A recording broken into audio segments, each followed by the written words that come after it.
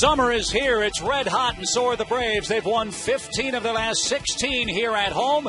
And this afternoon, under bright sunny skies, it's Game 2 of a 3-game series, an interleague matchup between the Braves and the Detroit Tigers. And all year long, Braves baseball on Sports South is presented by Academy Sports and Outdoors, the right stuff, and the low price. And a pleasant good afternoon, everybody, with my partner Joe Simpson. Chip Carey back upstairs here at Turner Field. Great start to the series. Atlanta won yesterday by a 3-1 score, and some nice round milestones were achieved by the Bravos. It was a good ball game to watch, certainly, but when you see milestones reached by guys who have worked hard to get them, you even appreciate it more. And certainly the guy that hit a big one last night was Billy Wagner, who came in the ninth inning to seal the deal, and he earned his 400th career save. He struck out the side on only 10 pitches. That's right, 10. And he had some gas. Last pitch was at 98 miles an hour, but he wasn't the only guy that reached a milestone. Brian McCann took Andy Oliver, the left-hander, the other way for a home run, and that was number 100 for Brian McCann. But that's not all that Brian's been doing lately. He's been swinging the bat real well, making a late bid to make the All-Star team for a 5th time. His last 18 games, he's hit .290 over that stretch with 13 RBIs. He's homered 4 times in his last 8 games. So some good offense from the Braves catcher. And I've decided today with Kenshin Kawakami pitching that I know it's 114 degrees, but I'm wearing this coat until he wins. I'm never going to take it off. The weather is thicker than grits and gravy here at the ballpark, and he's going to be awfully warm. Let's see if KK can break into the win column against the Tigers. Max Scherzer, that's your pitching matchup. And we'll take a look at our starting lineups and have our first pitch from the 10 right after this.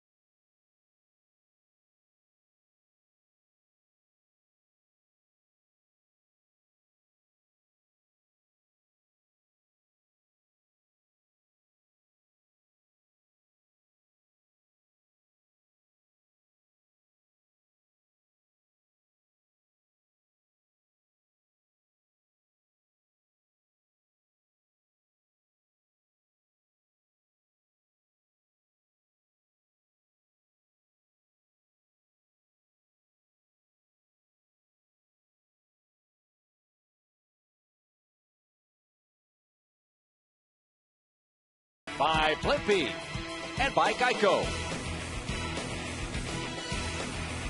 It's a beautiful afternoon here in Atlanta, and along with a profusely sweating Joe Simpson, Chip Carey with you for Game 2 of our series with the Tigers. I'll be all right.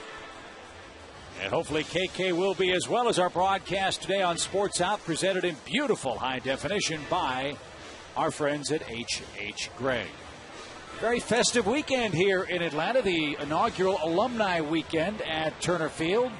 Autograph session, Q&A with a lot of the old-timers yesterday. They had a charity softball and celebrity softball game before today's proceedings with the Tigers. And this will be our Cabot Woodstain's legendary performance as Dale Murphy's MVPs took on Sid Bream's Sliders. How about Sid with a good defensive effort there? He also hit a homer today, and then he got traded for Dale Murphy. Yes, they got traded teams there, right there at home plate. In the slide, of course. Nice slide, Sid. Got to tell you, it's great seeing those guys back at the ballpark. A lot of great memories and a lot of smiles on their faces. Of course, we'll see the fellows and their wives at the charity gala here in town tomorrow night. So a wonderful idea by the Braves organization, and hopefully another new tradition has begun this weekend here at Turner Field in Atlanta. Let's check out the Tigers starting lineup. It's presented by their skipper, Jim Leland. Detroit comes in a half game behind the Twins, and they'll have Austin Jackson, Ramon Santiago, and Maglio Ordonez hitting in front of a red-hot Miguel Cabrera. Then it's Brennan Bosch making a run for the Rookie of the Year award in left. Carlos Guillen, Brandon Inge, Alex Avila, and Max Scherzer, a St. Louis native, pitching and batting ninth. And they'll be facing Kenshin Kawakami, who's looking for his first win of the year. Actually, his first win dating back to last August. He's actually lost 11 straight decisions dating back to last year. And hopefully will have a better outing than his last. A no decision against Kansas City. He was actually given a 4-run lead, but only lasted 2 innings, gave up 6 hits, 5 runs, 4 were earned. His 4 keys to pitching success today for the 34-year-old right-hander, 5'11", 200 pounds. Blow him away. Go right after him today, Kenshin. Get after him, attack him, and work fast. Sometimes when he gets into some, as he puts it, he's not in a groove or in a good rhythm. I think he dawdles around too much on the mound, kind of kicks at the pitching rubber. Work faster today. Let's see if you have better results. 0-9 for Kawakami, and certainly there's a lot of discussion in town as to whether or not his spot in rotation is in jeopardy. Bobby Cox has said that Jair Jurgens is on track to pitch at some point next week. Don't know whether it'll be Kawakami or Chris Medlin, who will lose a starting assignment spot when JJ comes back. Well, the obvious answer to that is Kawakami, regardless of what happens today, because Chris Medlin is pitching so well and pitched another good ball game last night, pitched into the 7th inning, and only gave up 1 run. So the obvious answer, at least on the surface, would be Kawakami going to the bullpen. But we won't know until that's officially decided by Bobby and Roger McDowell. So KK can't worry about that. He's got to go after the Tigers and Austin Jackson. A very impressive young outfielding prospect for the Tigers, hitting over 300 with a homer and 15 driven in.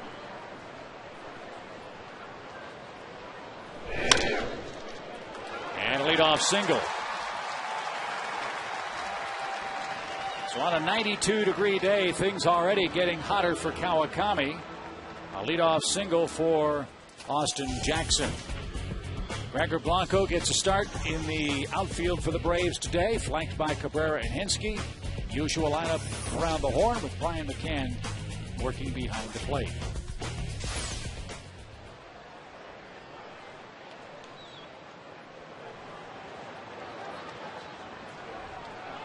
Here's Ramon Santiago, 1 for 4 in the series opener.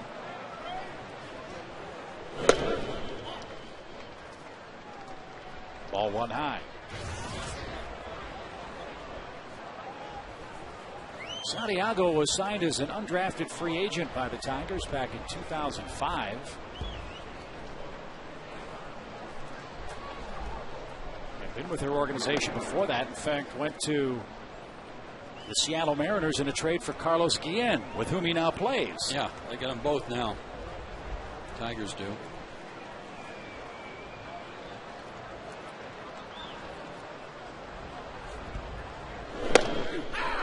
Gary Cedarstrom says that one good enough, and the count even a ball and a strike. Jackson, 11 stolen bases at first base, been caught twice.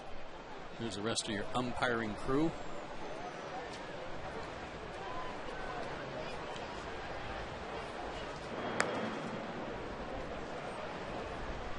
As the day wears on, and this is still what I would consider a day game, of course, that shadow that's right now running down the left field line in the stands will creep its way out onto the field and become increasingly hard to see.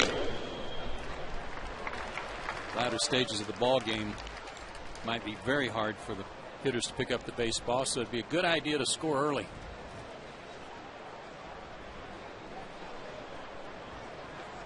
Blessed relief for those folks sitting in the shadows. It's a sweltering day. And the weather for tomorrow's 1 o'clock game figures to be just as hot, if not hotter.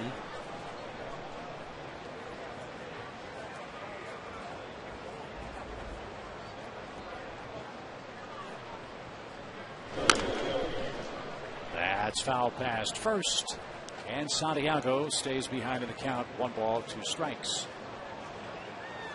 One final score already in today, and it's good news for the Braves. The Minnesota Twins battered Johan Santana today and won 6-0 in New York. So at the moment, the Braves have a full 1-game lead over the Mets in the East. Yeah, they actually got 4 off of him in the top of the first inning and rode that. Stayed high, I suppose. 2 balls, 2 strikes.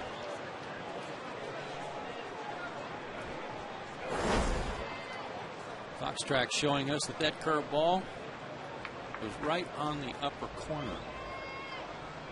Pretty good pitch. Runner goes. Pitch slashed into left. And Eric Hinsky handles cleanly. 1 out.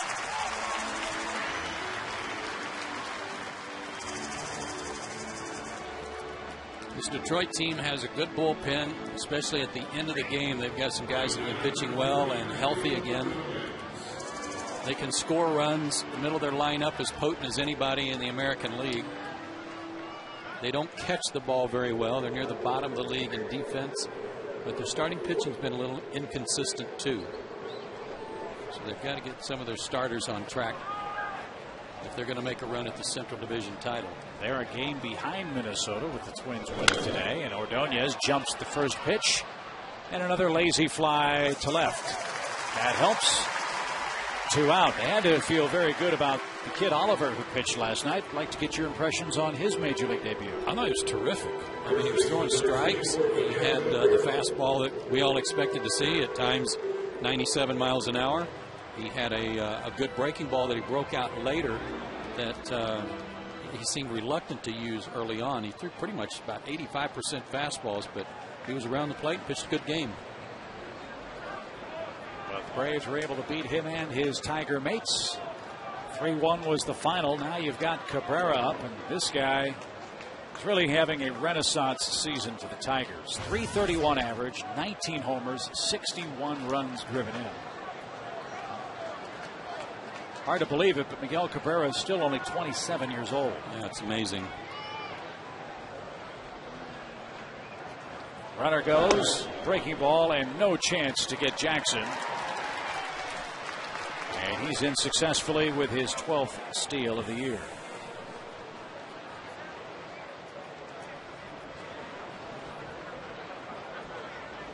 Let's see how the Braves work it with Cabrera and his 61 RBIs with first base open now, if they even offer him anything good to hit.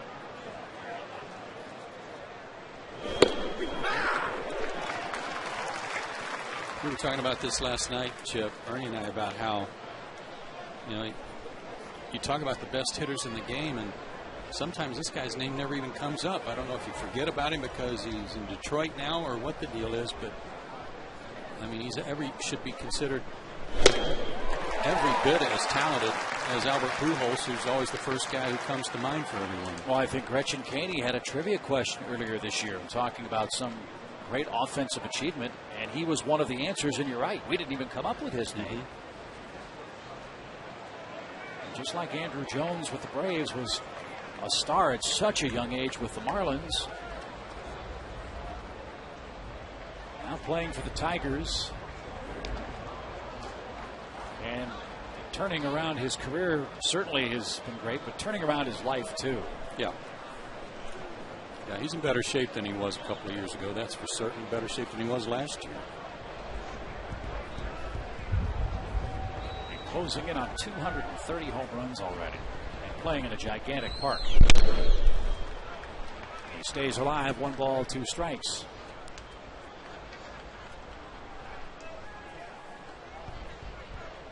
Tigers 5th in the American League in batting average. They're 9th in the league in runs scored. Middle of the pack in home runs. Again, a product of playing at Comerica Park. Yeah. It's be a big shot in the arm here for Kawakami, though, if he can get out of this and retire Cabrera. And that's exactly what he did. Good pitch. And he works around a leadoff hit from Austin Jackson and sends the game to the bottom of the first inning, scoreless.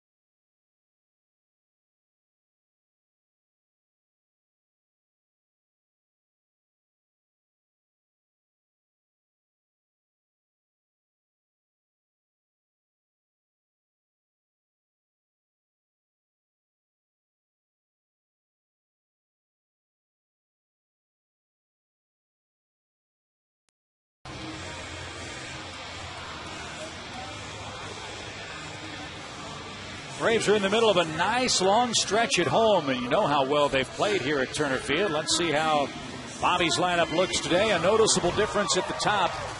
You have Martin Prado first, a day off for Jason Hayward. It's Melky Cabrera in right field. Chipper Jones, a 9-game hitting streak. Then it's Brian McCann, Troy Gloss, and Eric Hinsky. Lower third, Escobar, Gregor Blanco, and Kawakami. And they'll be facing a big stud horse out of the University of Missouri, Max Scherzer. 25 years old, 6'3", 220. Came over from the Arizona Diamondbacks. There are his numbers. They were real ugly early in the year. He was 1-4. They sent him to AAA.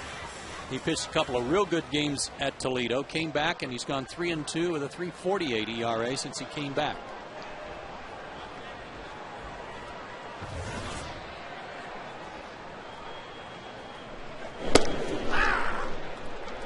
His 4 keys to success: long ball itis. He's given up 12 in 73 innings, averaging 1.5 per 9 innings, and bounced back. Not from his last start. That was actually a win, but bounced back from being demoted. Sometimes a young pitcher especially doesn't take too well to that, loses some confidence. Looks like Max Scherzer gained a lot from going down there. He's had the strikeout ball working. Another power arm. We talked about that in Chicago. Braves got to have the bats ready these next 3 games. Last night was more of the same.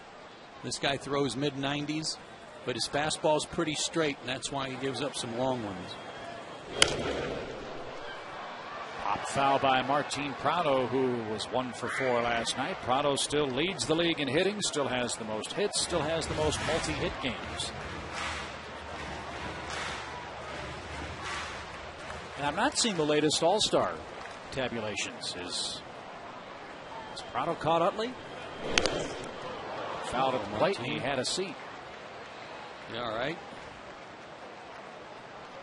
Well, looks like he is. When does the voting end? That one ran in on him, and he's trying to get the bat through there and got all tied up in a pretzel. July 1, is that the last day of voting? So it's not too late. Nice catch by Dad in the front row.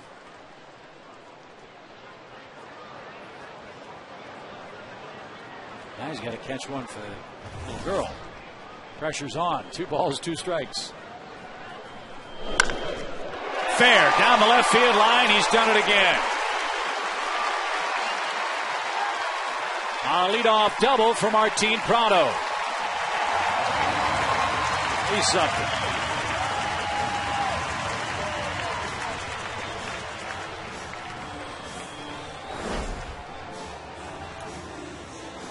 Slider didn't spin much. Just stayed out over the plate. Might have even been a changeup. I thought it was a hanging slider. Might have been just a straight change that was on the middle of the plate, over the middle of the plate. He was able to drop the head of the bat on it.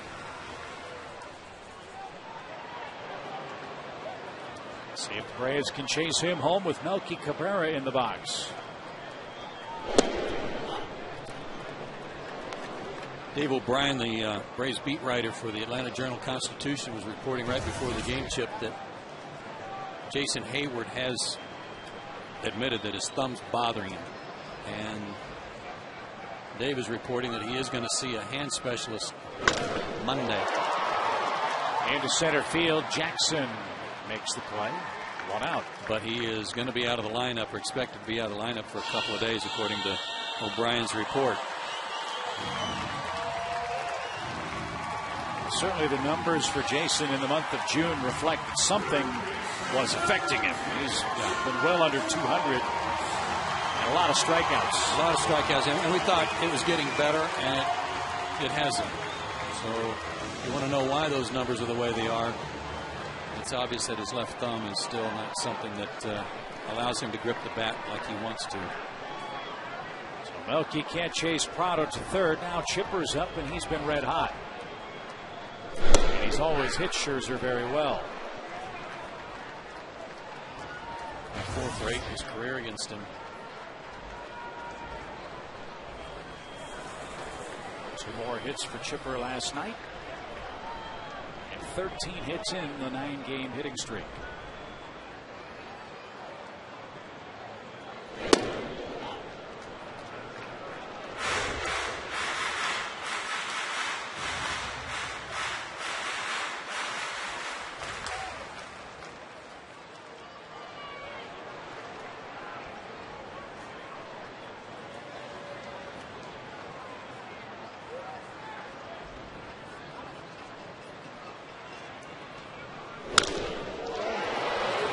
Again to center.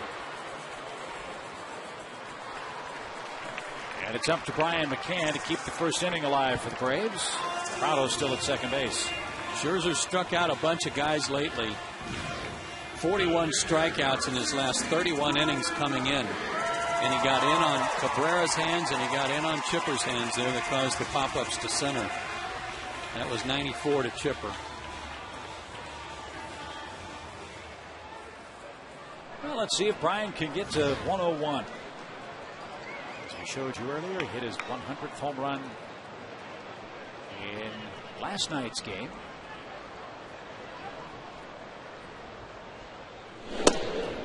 And it was a thing of beauty last night. Pitch away from him, too.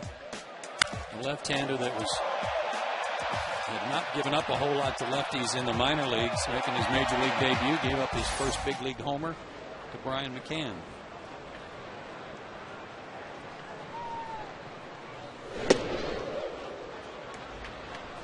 Two balls, no strikes.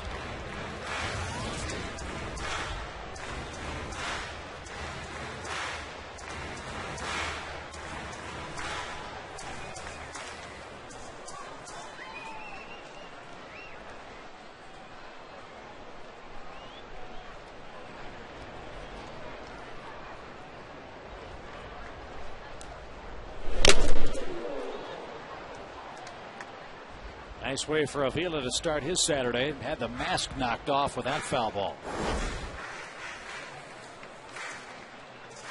Took it right off of his helmet.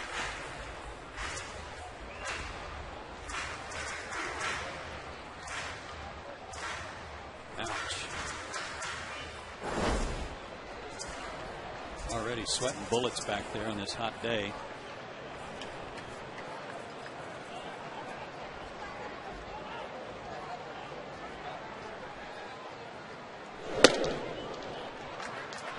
That was a changeup and a bad one. Again, remember the changeup he threw Prado that turned into a double and left that one high. So a good hitter's count now, 3 balls and a strike.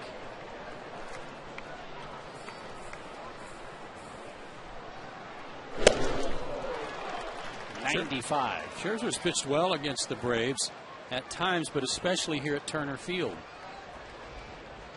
This is his 4th game at Turner Field. Remember, he had been with the Diamondbacks before. He's 1-1 here with a 1.84 ERA.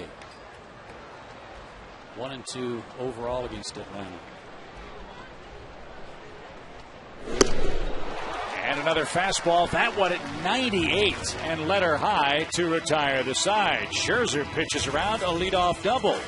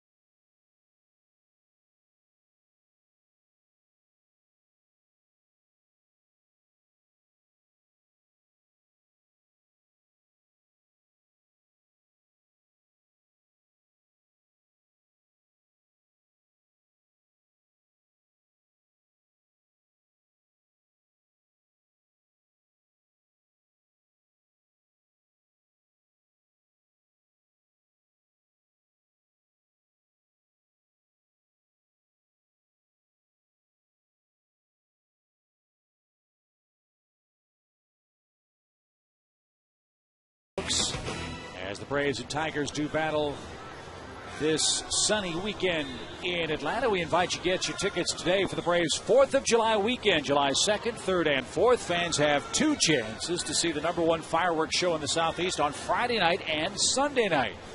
Plus, it's Braves Foundation weekend. You can buy great signed memorabilia, and it's all for a good cause. For game tickets, visit braves.com/tickets. And that 4th of July series will feature the Florida Marlins.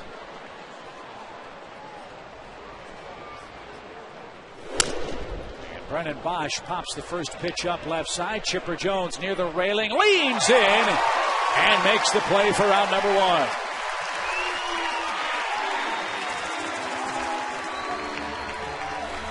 More fastballs from Kinchin. He claps for Chipper, appreciating the good play here against the guy. It's been a tough out for everybody else lately. Brennan Bosch had 3 ropes last night. Chipper even got a little help there from the Tigers bench. Keep him from spinning in. Damon.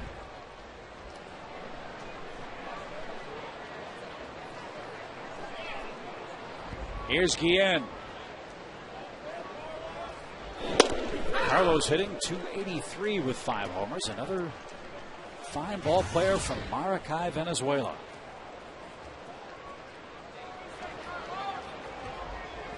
as is Miguel Cabrera. A little outside. 1 ball, 1 strike.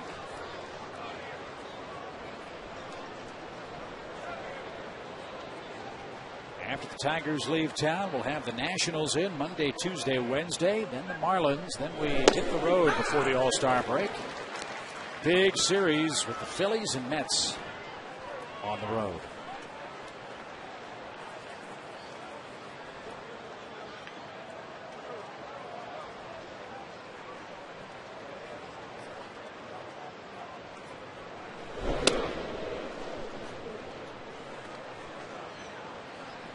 Two and two.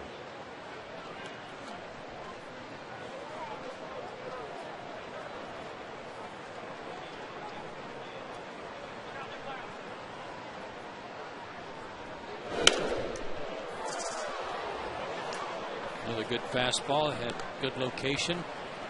Ian spoiled it, but it was in a good spot down and away.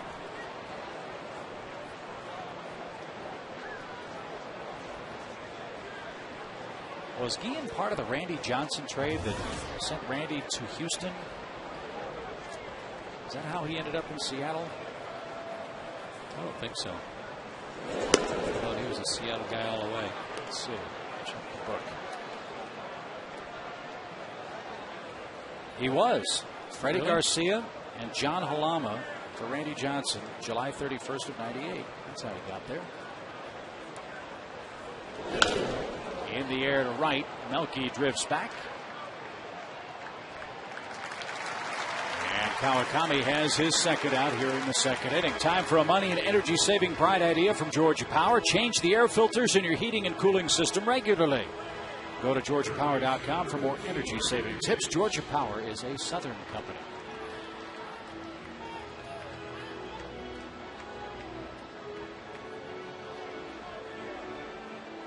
Here's Brandon Inge. This guy made a heck of a play at third base last night, didn't he? Good player. He's made the great conversion from being a catcher to third base.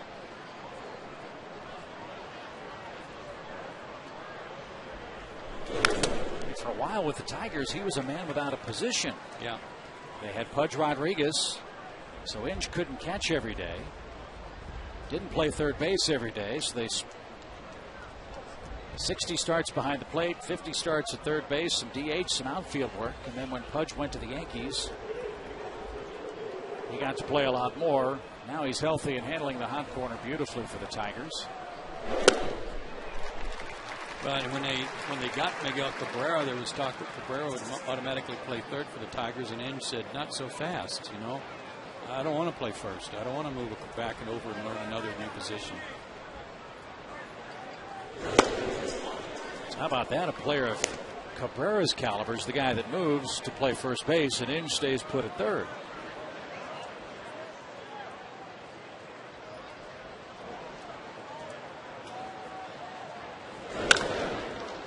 In the air to right again. Melky battling the sun. He reaches up. And Kawakami has a 1-2-3 second.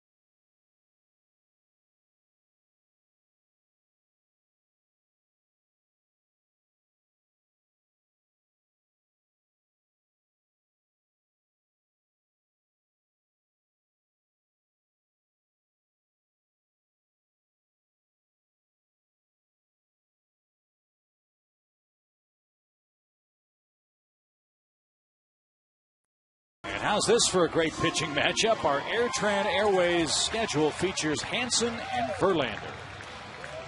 Be a few U-turns tomorrow, too, won't there? Heading back to the dugout. Verlander and Hansen both, though, got roughed up pretty bad in each of their last starts. Neither team can count on that tomorrow.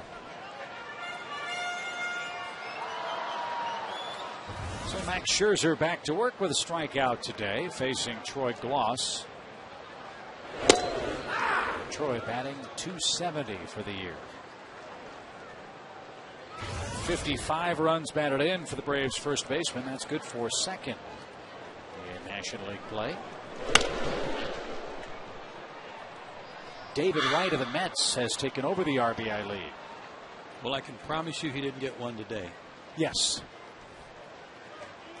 Carl Pavano's pitching lights out for the Twins. Beat Halladay his last start, then beat Santana today. And Minnesota got a much-needed win, as we told you. 6-0 was the score at Citi Field. And it did something that not many teams have done. That's beat the Mets at home.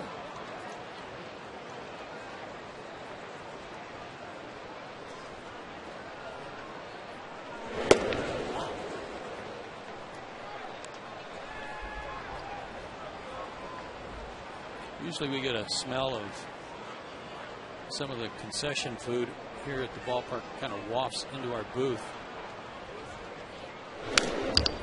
And typically some of that garlic fries tell that they're really going strong. Today it's suntan lotion. A little coconut. Yeah. A little sea and ski coconut. Yeah. Like it.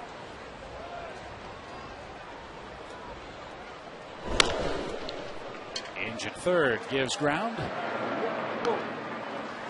Gloss is the first out. 4 straight retired by Scherzer after the leadoff double allowed to Martin Prado. And Eric Hinsky is the batter. We Macedonians are very sensitive as to what kind of suntan lotion we like. It is the coconut that usually helps us achieve that very bronzed look. I think I'll try it because it must do something for hair growth. Might want to get the 55-gallon drum size. Here's Eric Hinsky. Touche. Eric at 309. I will say this, it's been great seeing these crowds at the ballpark. Even before the brief trip to Chicago, they've been in the 30s or greater pretty much every day, and that's great to see. Makes for a more exciting ball game when the fans are into it. As Eric down on strikes. And if you haven't made your plans for tomorrow's game, come on out. 2 of the game's elite young pitchers matching up in the series wrap-up. Well, this guy's proving what we talked about at the end of the game in Chicago, the last game, about 4 straight days of nothing but gas facing Braves hitters, starting with Oliver last night. And he's not throwing 96, 97 every pitch. He's breaking it out when he needs a strikeout, like when he fanned McCann to end the first at 98. He struck out Hinsky with 97, but the pitches before that were in the 93 range. Does that make it tougher for you as a hitter when Scherzer's doing that? It is when you're trying to defend the plate a little bit, guard the plate when you're behind in the count, and all of a sudden you've got even more to catch up to. That ball muscled into right field by Escobar, a 2-out hit. Boy, he really had to work hard to put that out of reach of Cabrera at first. That was 94, had a little bit of movement, but again, I think as you watch from our center field camera on his fastballs, you'll see that it's not getting the tailing action that you'll see from some hard throwers. You know, Johnny Venters last night struck out Bosch with some real good sliders, but his fastball had some movement on it when he threw it. You're not going to see that much from Scherzer, even though he's throwing very hard. Escobar got a terrific jump. Avila's throw is in time. You know, Barely got to the bag. Good throw by Avila, who throws out his 9th would-be base stealer this year. And the Braves' second inning rally with 2 outs dies on a caught stealing. We go to the 3rd, still no score.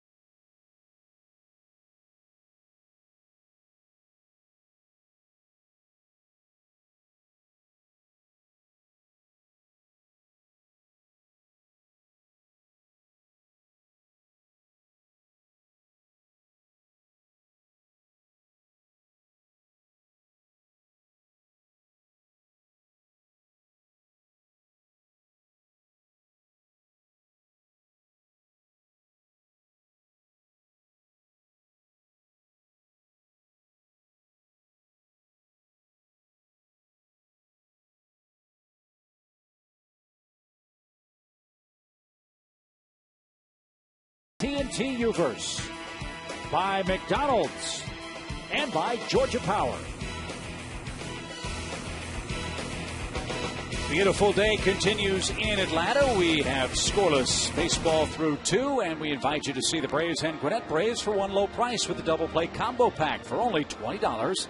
You can choose any Braves home game and get a voucher good for a field box ticket to see the Stars of tomorrow at Coolray Field. To order, visit the Braves.com/tickets website.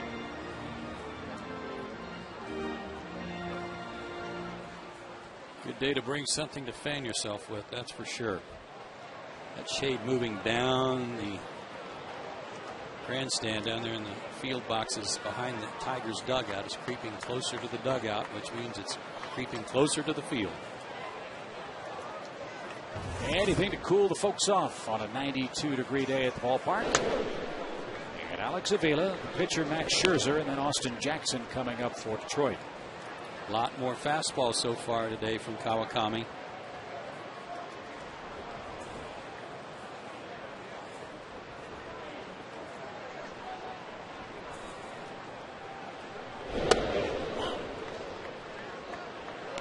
That one just missed.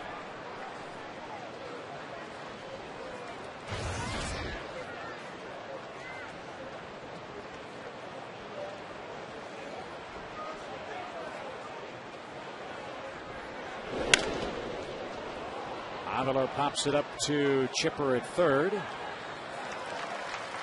And all of a sudden, Kawakami's retired 7 straight men. 1 away for the pitcher. And guess what? He got in on his hands on a 2-0 count. 3 straight fastballs.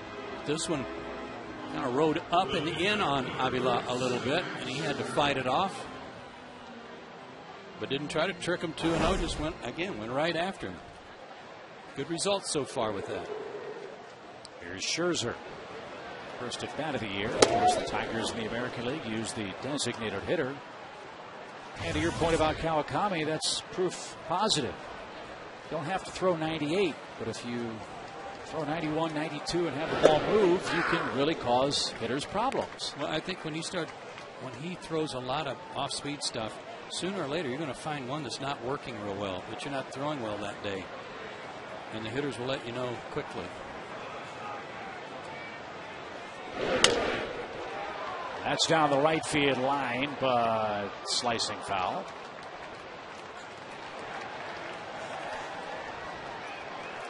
One ball, 2 strikes.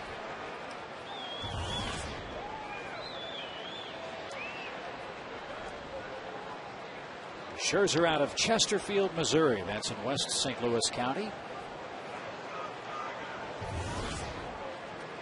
Out of Parkway Central High School.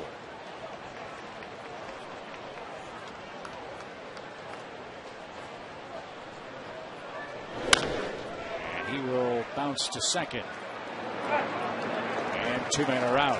Pitching has been dominant again in game 2 of this series, and that's part of the subject of our quote of the day, brought to you by our friends at Geico. I love this. This is outstanding from Chris Medlin.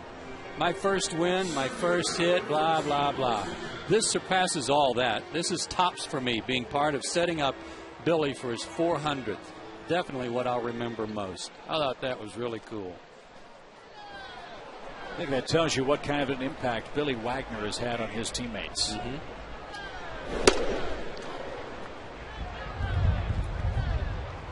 I love the quote, too, from Bobby after the game, sort of suggesting maybe we can convince Billy to unretire.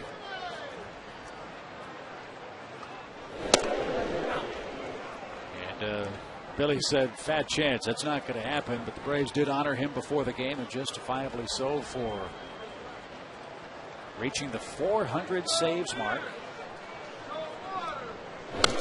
And now he goes for 424. That's the next milestone for him among left-handed relievers.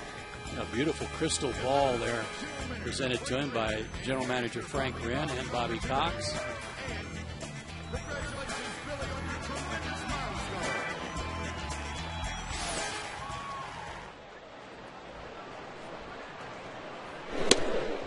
Two balls, 2 strikes.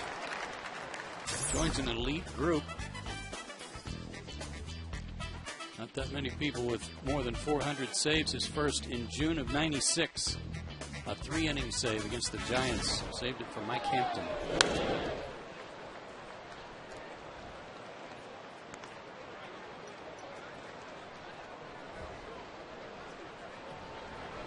And like you, I was amazed at how hard he was throwing last night. When he throws hard as it is, I don't remember him throwing that hard all year. Bringing it. I mean, he was bringing it. It was flying out of his hand. And he said he was a little nervous. Said, my kids are here, and they said, you know, it'd be pretty neat if you got that 400 save while we were here. And he said that was kind of going through his head when he was warming up.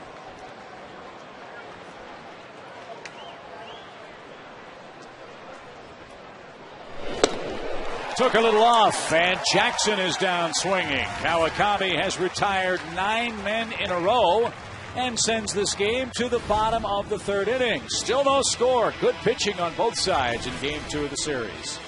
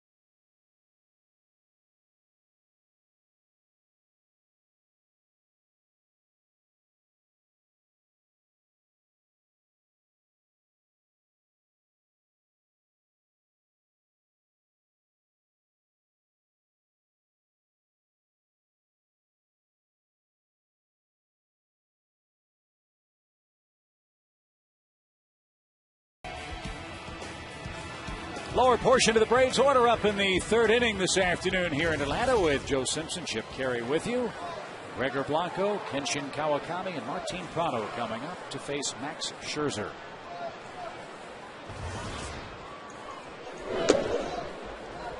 Gregor was in the batter's box when Escobar was thrown out trying to steal second base, so he gets a new count.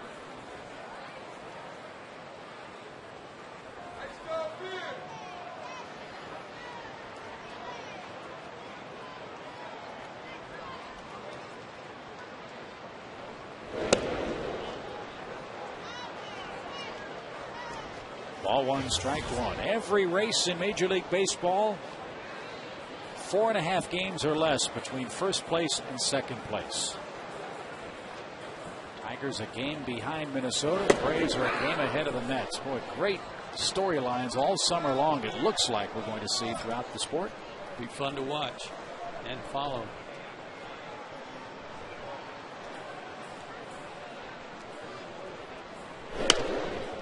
We've seen the Twins now. We've seen the White Sox now. We've seen the Tigers now.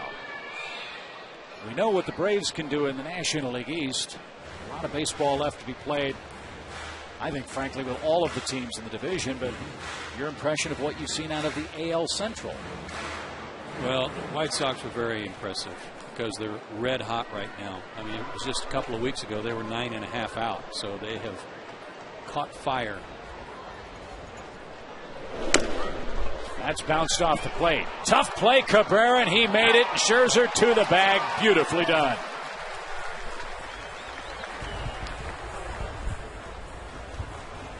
Remember, Miguel Cabrera made it to the big leagues as a third baseman, and while he had to play left field in Florida, he was an infielder. So now he moves across the diamond, had to charge that big hop, and made a nice toss to Scherzer. Good play. I'll give you a better impression of the Tigers, I think, tomorrow when I've seen them play a little bit more. But I still like the Twins and the way they play. Just depends on whether or not Chicago, they don't have to sustain a 10-game winning streak, but to see if they can sustain that level of play over a long period of time. After this series, the Tigers will have their fate in their own hands. They play the Twins in a series next. It's a tough road trip, I mean, for the Detroit Tigers. At the Mets, at Atlanta, and at Minnesota. That's a rough trip right there. Kawakami sprays one past first and stays alive 0-2. Well, Jim Leland's got a good club. He's got a great staff with Gene Lamont, Lloyd McClendon, two former managers working alongside. Well, you see Lloyd, who used to skipper the Pirates. And Scherzer, another strikeout. That's his third in the game. And to the top of the order, and Martin Prado we go with 2 out.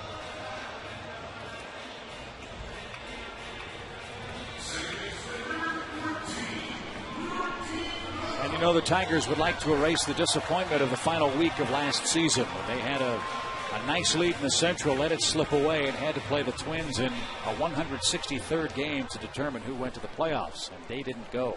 They were the first team in baseball history to have a 3-game lead with 4 to play and not make the postseason. A strike to Prado. Scherzer's been a machine so far today. Martin, one of 2 Braves to hit safely in the game.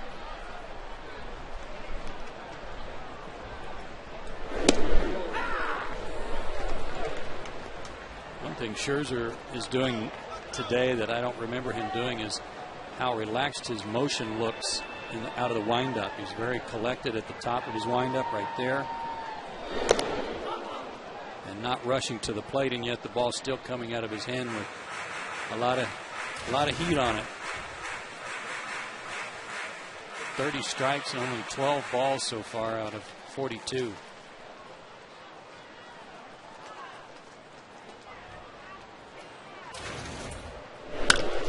Sharply hit to short. Santiago, clean play. And the Braves are retired to end the third. On we go to the fourth. Still no score.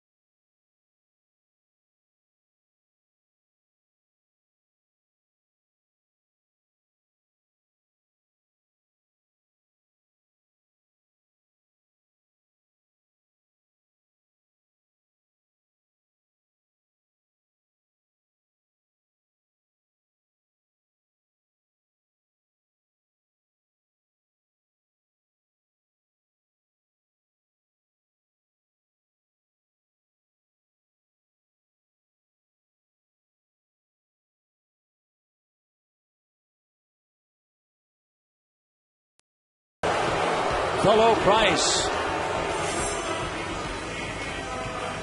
Fans are booing at the ballpark. A young man on the stolen base challenge got absolutely robbed by the judges. A diving try at the tape. It looked like on replay he came awfully close. Close enough for the big crowd here,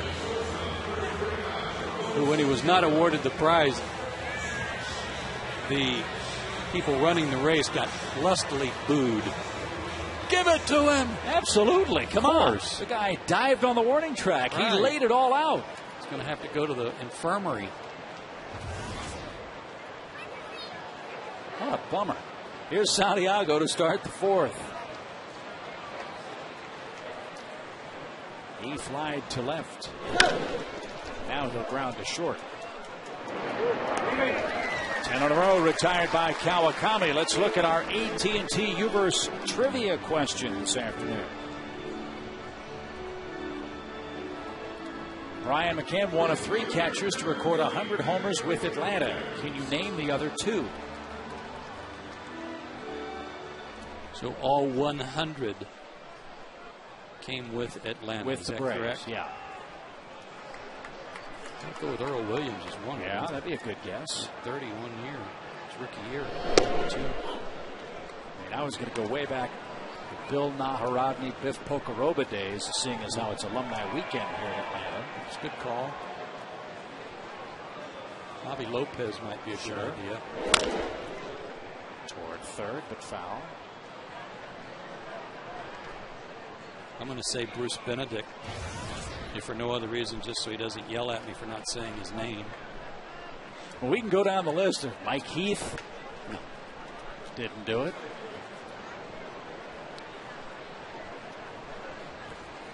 One ball, 1 strike to Maglio Ordonez. He's turned it around too for the Tigers. There were some whispers last year that he might be done. Not so now. He's 7th in the league in hitting.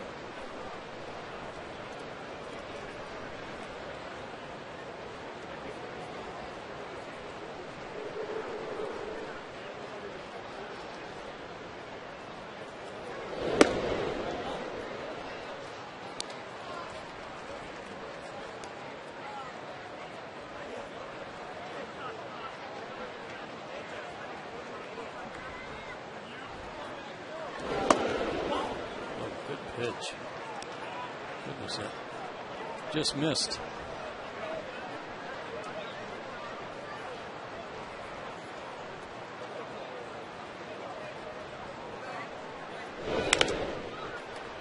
Had him off stride, but Maglio fought it off. 3 balls, 2 strikes. See the patch on the right uniform sleeve of the Tigers. That, of course, in loving memory of their great Hall of Fame voice, Ernie Harwell, who passed away earlier this season.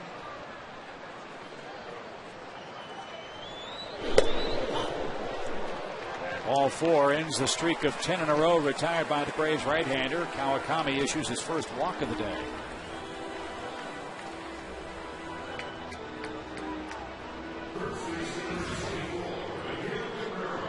And here's Cabrera.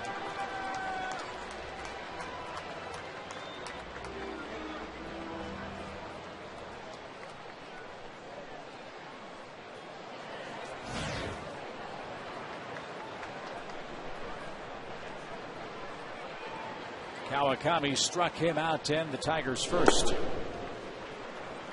delivers low with ball 1.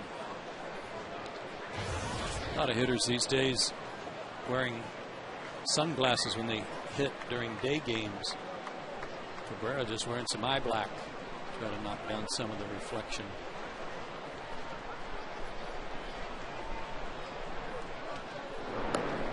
Tigers have a good record in day games. They're 21-11, but just 6-7 on the road. The Braves likewise 15-9 in day games. They are undefeated at home, 10-0 in day games.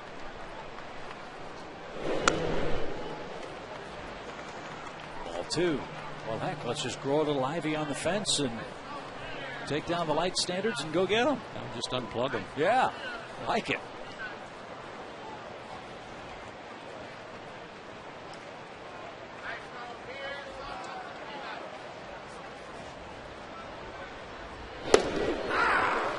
found the zone. 2 balls and a strike.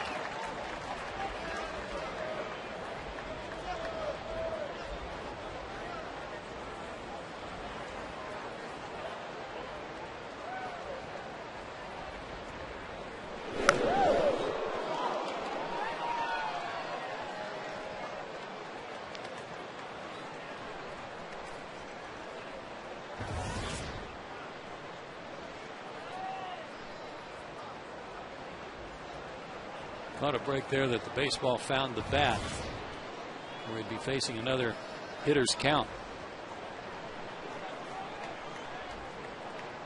Made a good pitch with what looked like a slider to strike him out in the first inning.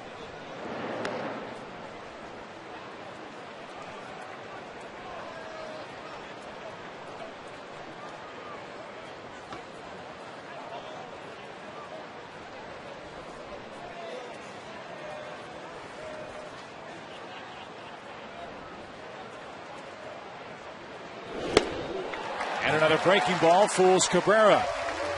So Miguel down swinging for the second time in the game, and that's the 3rd strikeout on the afternoon. And this guy just doesn't strike out that much. That's number 44 and 45 on the year. Fox Tracks will show you like just a straight changeup. Chip, I thought it was a breaking ball too, but watching that replay, just a straight change and a beauty. Might have been a split finger pitch. Brennan Bosch bats with a runner aboard and 2 outs. This guy has the rookie triple crown working for the Tigers.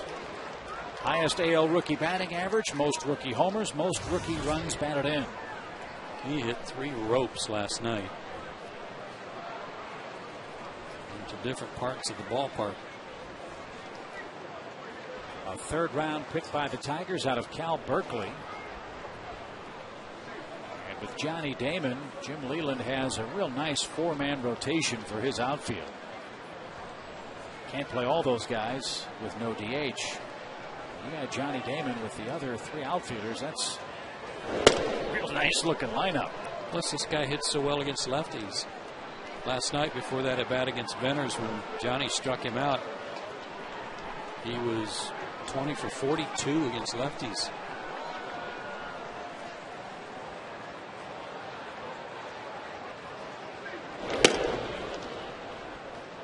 Two balls and a strike. What a luxury it is. You have a hitter as talented as this kid. You just run him out there every day, much like the Braves can do with Jason Hayward, but he's 100%. Lefties, righties, doesn't matter. Get him in there and let him swing back.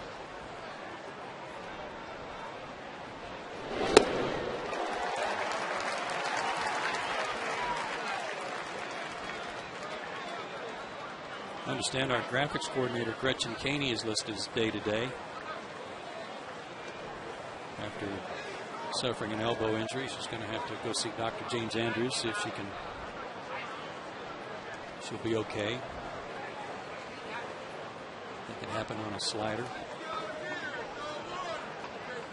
2 balls, 2 strikes. Fastball. And Kawakami is dealing today. 4 shutout innings against this hot-hitting Tiger ball club. And he'll turn things over to his offense, looking for a lead. Still a scoreless game.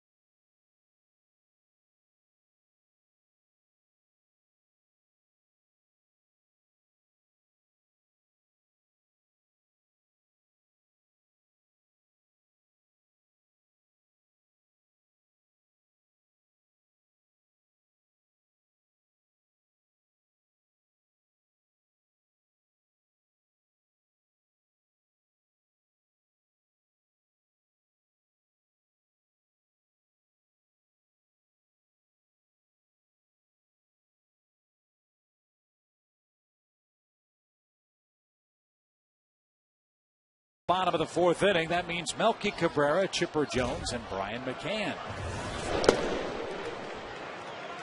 A lot of folks around baseball, Joe, are saying this is becoming the year of the pitcher again. The way Scherzer and Kawakami are working today, the way that Chris Medlin pitched last night. Maybe some more evidence of that. 3 no-hitters in a perfect game, is that right? Yeah, Edwin Jackson threw one last night in very improbable fashion for Arizona. That doesn't even count Galarraga's near perfecto for Detroit. Didn't realize this till I read it. Tampa Bay's been no-hit 3 times in their last 140 games. Wow. How about that? Weird about that team. They got some offense. Yeah, they've had 2 perfect games among those no-hit affairs. That's pretty remarkable. Burley got him. Braden got him. And last night, Edwin Jackson, a former Tampa Bay Ray, got him. Despite walking 8 guys and hitting 1, he won the game 1-0 and threw almost 150 pitches. Yeah, he was 143.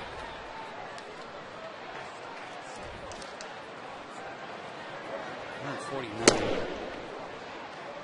3 balls, 2 strikes. A lot of folks say the ultimate year of the pitcher was 1968, a year that involved the Detroit Tigers. And that was the year that Denny McLain won 31 games for them and led them to a World Series title over the Cardinals and Bob Gibson, whose season-long ERA was 1.12. When they lowered the mound is after that.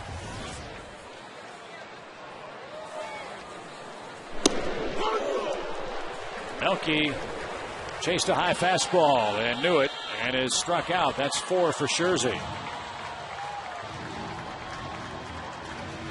Our broadcast on Sports Out presented in beautiful high def by H.H. Gregg. Here's Chipper. Guy's doing some pitching today. He's not just rearing back and throwing as hard as he can on every pitch. He's trying to mix in a changeup, even though it hasn't been a real good one.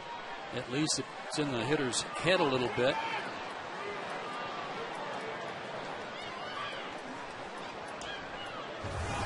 I'm sorry, I was talking while he was winding up, and that bothered him. It's a very quiet crowd today. You gotta respect the man's rhythm. Ball 1 outside.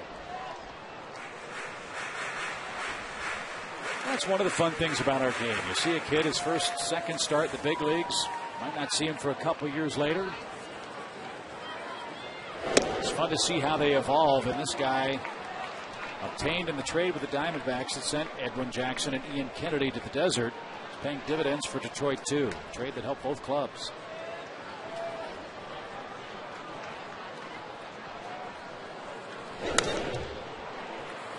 .98 on that one. He seems to save that real good fastball, that good four-seamer, for an opportunity to strike a guy out once he gets 2 strikes.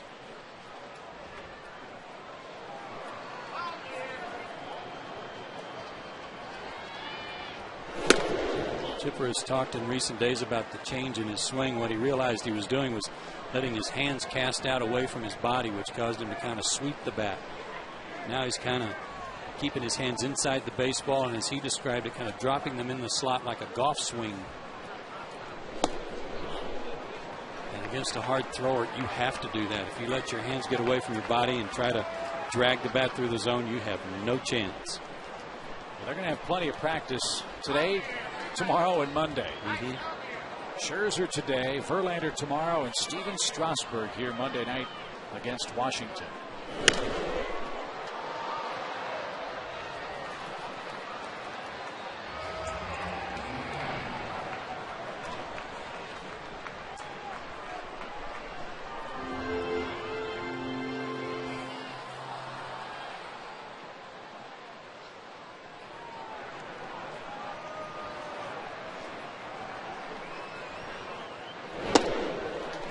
Chipper is aboard. 45 walks on the year for the Braves third baseman. And he's aboard with one out. We told you Brian McCann hit his 100th home run for the Braves last night. Our AT&T Uverse trivia question asks who are the other two Atlanta catchers to do that. I'm going Javi Lopez and Earl Williams. I'm with you. Winner tie.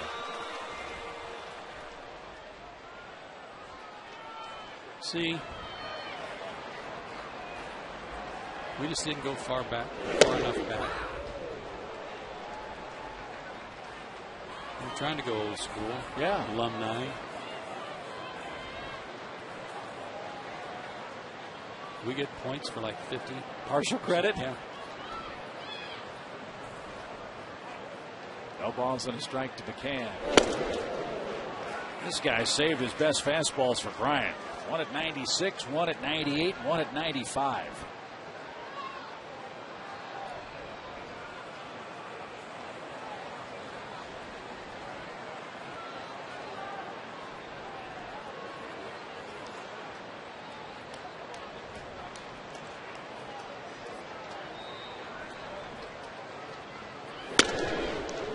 Scherzer's got a little Pedro Estacio working out there while he's getting his sign. He doesn't have his arm dangling and shaking it, but he's kind of working the ball around in his hand.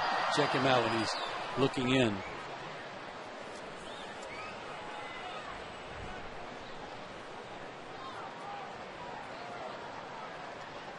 And abbreviated Estacio.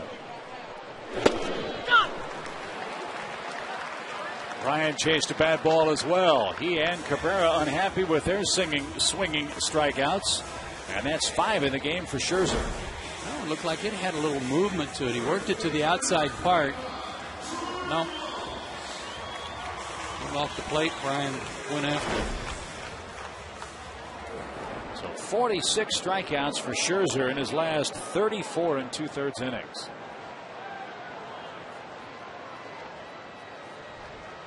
That's one way to keep a porous defense from having an effect on the game. Just strike everybody out. That's practically what he's done today.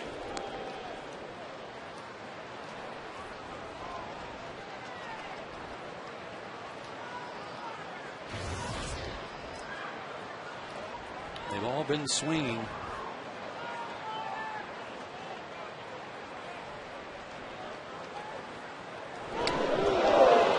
That'll help. Gloss hit on the hip. 2 on, 2 out. It'll help who? Well, help the offense, but not him. I'm not so sure Troy would agree. They'll jog it off. I almost hope it did get his hip and not his rib cage. Oh boy, right on the point of the hip there. That was solid too. But you know what? It wasn't his fastball. Breaking ball that didn't break for him. So if there was a break there for Troy, it was that it was something a little softer. So a hit from Hinske could score the game's first run. A walk and a hit batsman. Gotta make him pay. And that was the best changeup he's thrown today right there.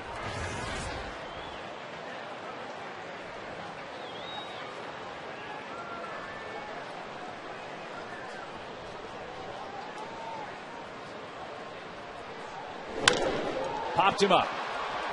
Into shallow left. Bosch coming in. And Brennan's there, and that will retire the side. A walk and a hit batsman with 2 outs. Nothing doing for the Braves as we head to the 5th inning.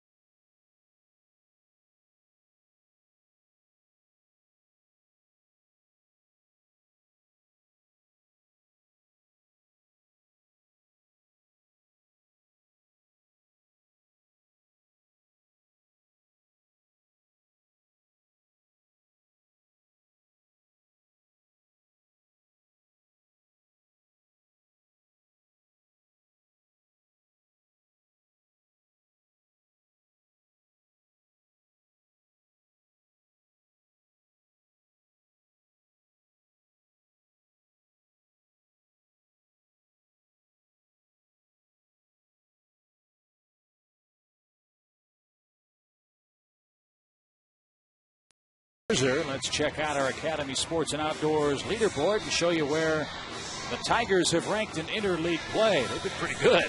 Very good. And not so bad this year. They lost last night to the Braves, but they're 10-6 this year against the National League. To make those marks as good as they are. Speaking of good marks.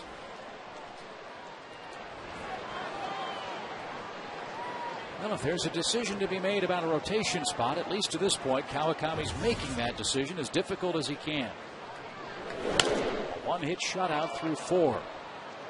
And the 6, 7, 8 spots coming up in the Tiger lineup.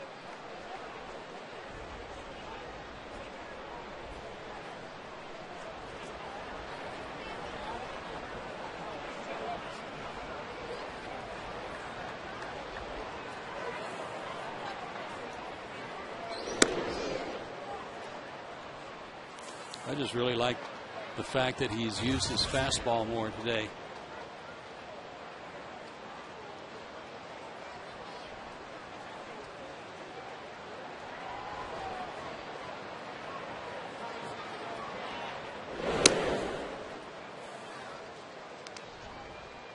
Chip balls and a strike.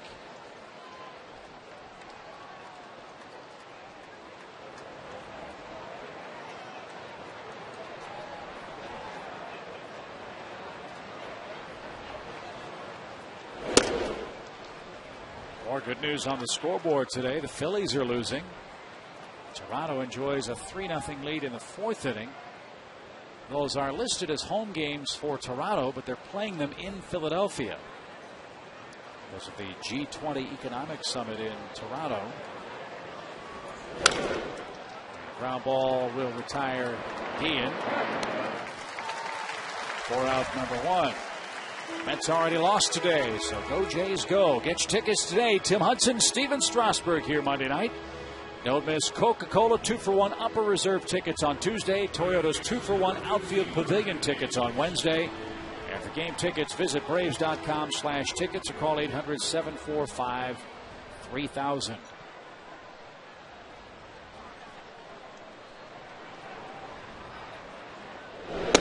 Strasburg's going to come to town with a little angry. He was beaten for the first time. The Royals knocked him off for the first time in his career. Maybe he ought to get used to it by the time he gets out of here. Got beat, what, 1-0? Yeah, obviously struggled. Wasn't a real thrashing. No. Steven Strasburg, more strikeouts in his first 4 major league starts than anybody.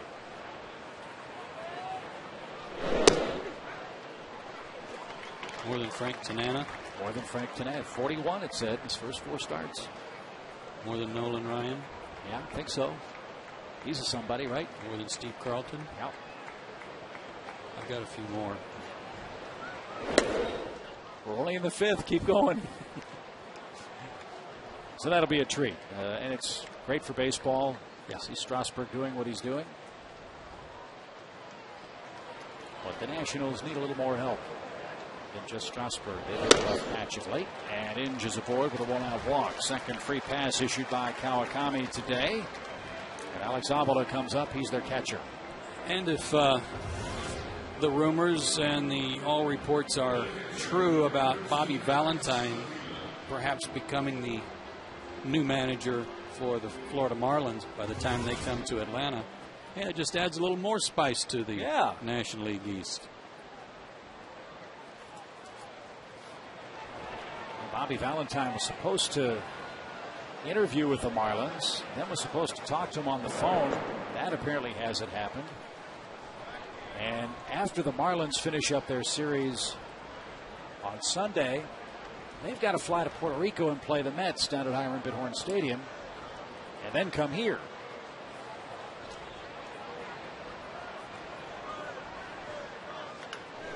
Popped up by Avila. Shallow center. Gregor Blanco is under it. Inge back to first with 2 outs.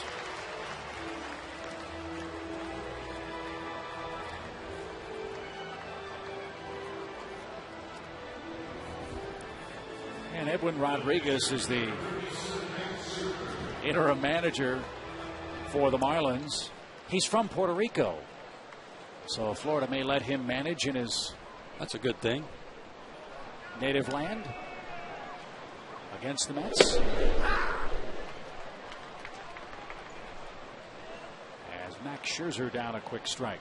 See, things like that make me wonder, then why did they let Freddie Gonzalez go?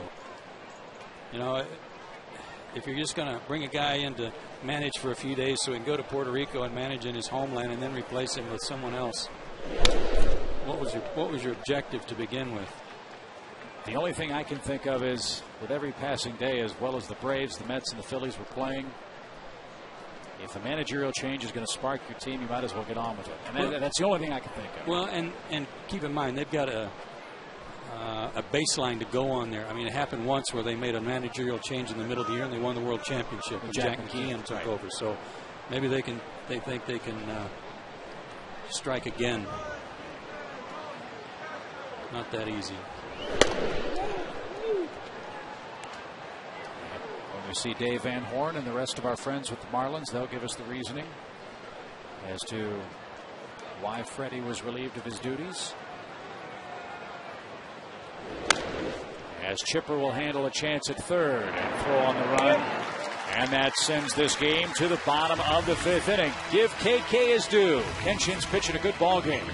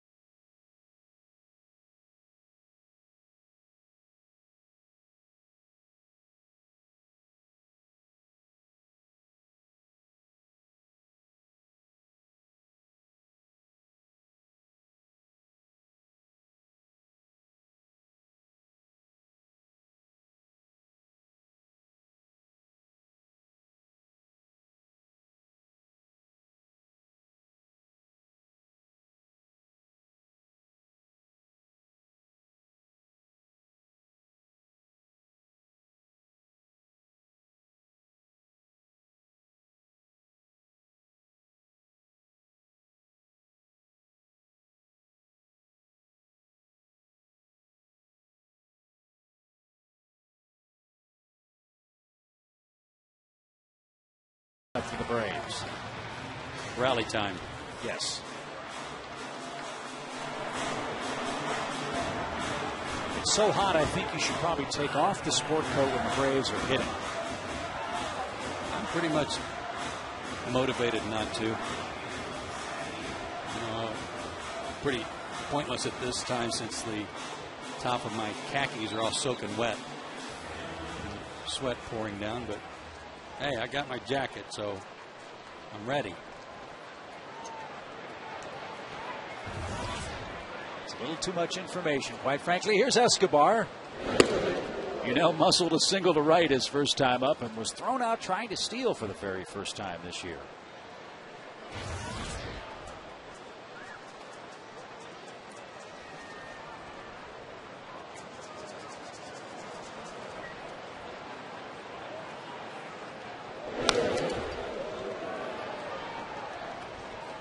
Tigers have a strong feeling about where Yunel hits the ball to the outfield? I'd say so. Pitch him away, play him away. Austin Jackson shading him way over into right center. Ordonez is shallow and right.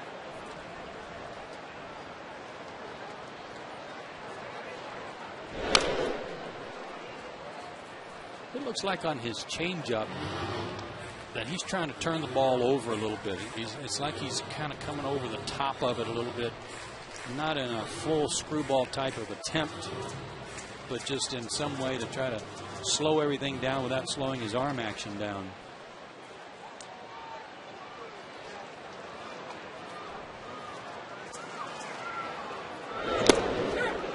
That was tipped, and it was caught by Avila. And Scherzer has his 6th strikeout in this game here in the bottom of the 5th. All swinging again. This is one of his better breaking balls. A slider. Pretty tight one, too. And I think had Unell not foul tipped it, it was going to be a strike anyway. So whatever they were telling him to do at AAA, he has brought it back to the big leagues and has been a different guy. His ERA was .567 to start today's game. He's held the Braves to 2 hits. His last start, a good one against his old ball club, against the Diamondbacks. 7 innings, 4 hits, just 1 run allowed. Those last 5 games represent his numbers since he came back from Toledo.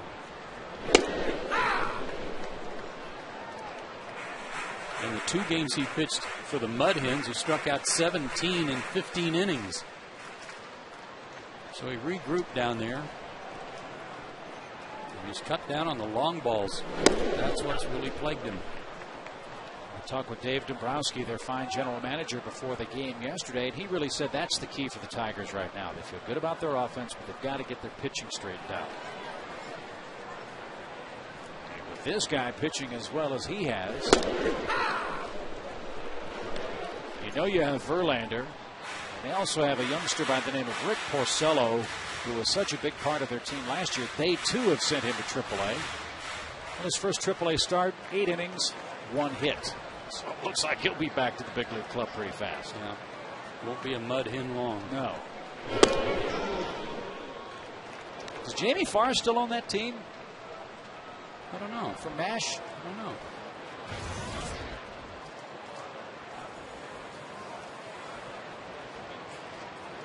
Otherwise known as Purple Klinger. MASH fans, 3-2. Out of play foul.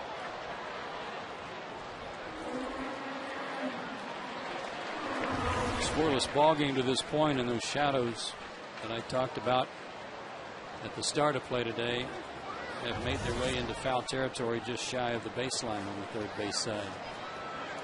Creeping in on home plate.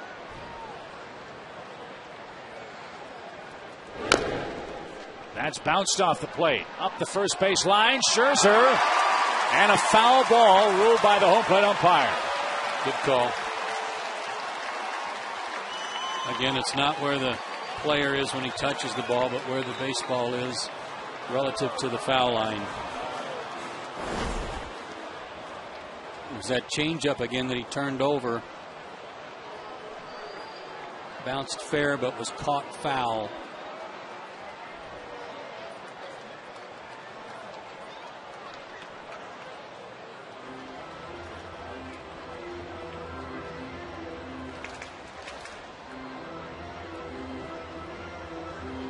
Again, his right foot is in fair territory, but that makes no difference at all. It's just where the baseball is relative to the line until it gets to first base. And until it gets to first base, it's the home plate umpire's call to make. And Gary Cederstrom did a good job. Full count now.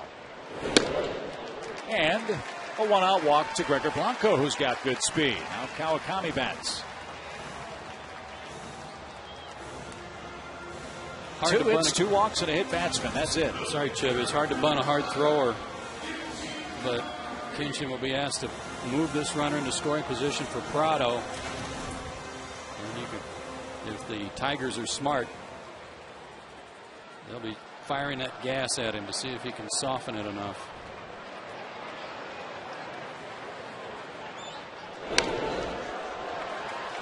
Scherzer's going to second. And what a stretch. Santiago with a stretch. Handled a bullet of a throw. And Blanco is forced at second.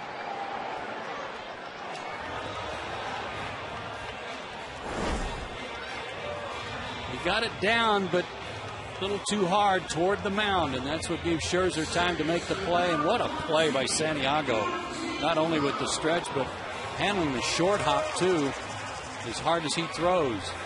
Nicely done.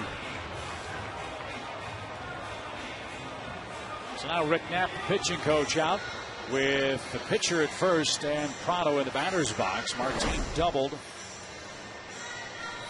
to start today's game. A couple of chances for both offenses, but starters have locked them down. Well, what hurts with respect to the Braves, you think about the Chicago series. They had a couple of opportunities in Game 2 where they got some guys on base and couldn't come through with a big hit. Bases loaded, one out, didn't score in one inning.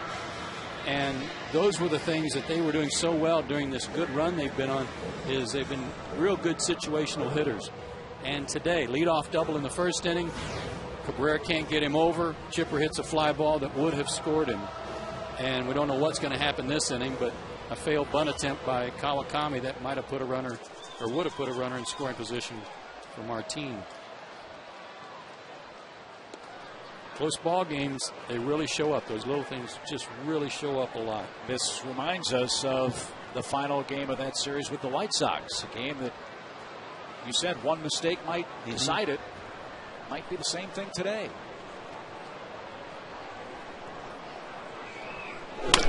Back up the middle. And so the good news is the Braves have 2 on with 2 out. Bad news is the failure to get the sacrifice down costs you a run, but you're still alive. Yeah, the inning's still going. But you know that that's on Kawakami's mind here, too. As soon as this ball went through off the bat of Martin, another multi-hit game for him. So Kawakami knew that if he'd gotten the bunt down, he'd have the lead suddenly. Melky chased a bad ball and struck out last time. He's 0 for 2. He's throwing a few more off-speed pitches on the first pitch now. He's established the fastball, struck some guys out with it, and now he's getting some first pitch off-speed pitches in there for strikes. It doesn't look like Alex Avila is looking in the dugout for the signs. He's the man calling this game. He's done a heck of a job of changing the pattern up in these middle innings. Third generation baseball family. His dad, his grandfather Ralph, was a scout and executive for the Dodgers. His father is an assistant to Dave Dombrowski with the Tigers.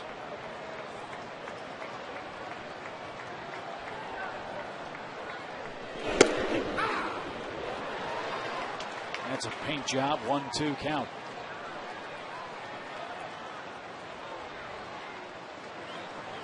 Brennan Bosch, for all of his good offensive work this year for the Tigers and leading in so many different rookie categories, is not rated a real good outfielder. Base hit that way, got to take a chance with Kawakami. And that's over the outside corner. Cabrera caught looking. 7 strikeouts for Max Scherzer through 5 innings. He is a machine. Braves had a 2-out chance in the 5th inning. Can't cash it in. And we head to the 6th with no score.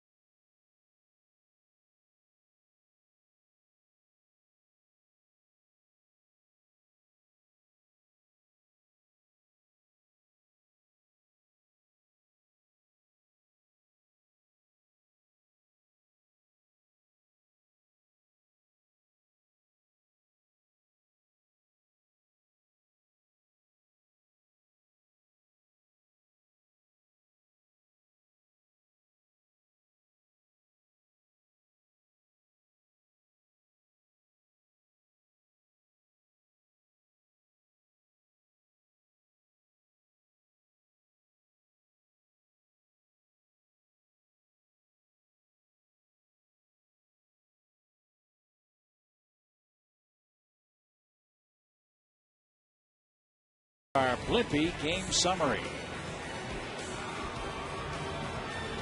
Braves got 3 runs on 7 hits last night to get the win. They got shut out on only 2 hits in Chicago their last game. 10 hits in game 2 despite only scoring 2 runs. And 6 runs on 9 hits in game 1 of that series in Chicago, but a lot of that damage came late, including 3 of the runs and 4 of the hits. So the offense has been a little bit chilly the last few days. And for KK, this is a sad, familiar refrain. This is a storyline that's plagued him pretty much all year long. And Braves don't score many runs for him. Just 2 runs a game of support. Luckily, he's had his A stuff to keep it scoreless. He has had. If he'd had this stuff his last outing when he got 4 runs to work with in the first inning, he probably would already have that goose egg off the win column. And now in the 6th inning, a tough frame. The top 3 hitters for the Tigers are coming up, and it starts with Austin Jackson, a former Yankee farmhand. The man they acquired in the trade for Curtis Granderson. And were it not for Brennan Bosch, you might be talking about Jackson as the Rookie of the Year in Detroit. Yeah, hitting over 300 coming into play today.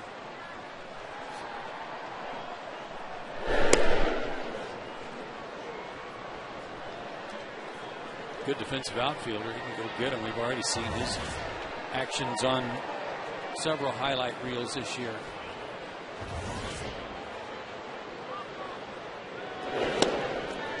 Jackson, I think, in the Galarraga near perfect game that made that long running catch for the 2nd out. I believe it was the 9th inning. Yeah, Jackson was tracking that ball down. Like Old Tiger Stadium, you know all about that. That's a big piece of real estate to try to cover. Comerica Park is huge, gap to gap.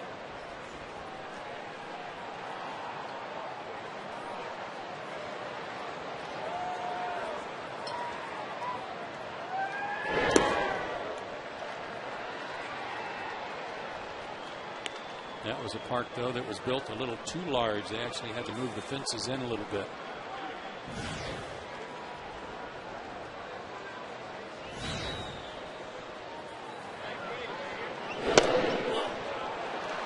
Kawakami just missed, and Jackson walks to lead off the 6th inning, and he can really run.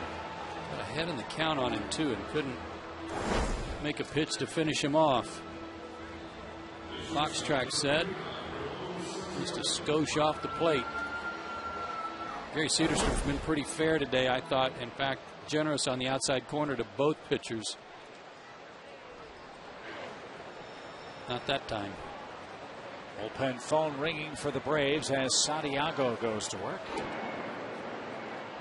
Ramon is 0 for 2 today. Got an old National League manager in the Tigers dugout.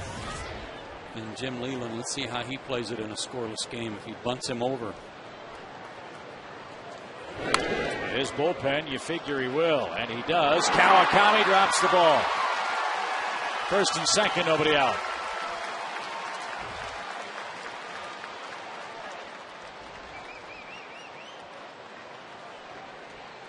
Braves' inability to get a bunt down in the bottom half of the 5th inning hurt them. Let's see if the fact they get the bunt down here, and it was a beauty by Santiago, works out for the Tigers. You could see what Kenshin was trying to do there. He was trying to pick it up and tag him in the same motion, but forgot to pick the ball up, or didn't forget, but wasn't able to. So Roger McDowell out to allow the bullpen to get a few extra tosses, and that will be ruled a bunt single for Santiago. And it's left-hander Johnny Venters who starts to loosen up for the Braves.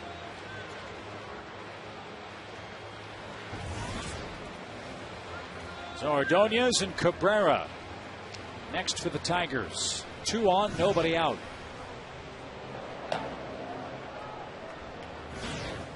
Johnny just started throwing, too. That motion there was to signal Alan Butts, hey, okay, get down, smut down, and I'll start pitching instead of just playing catch to loosen up. So he's got a few more pitches to go.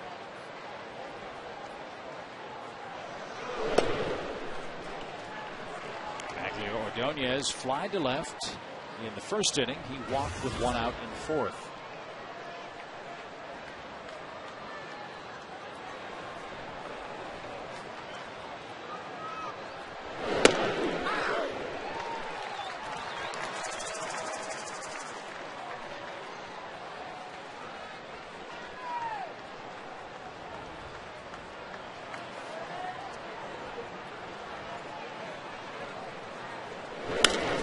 Popped him up.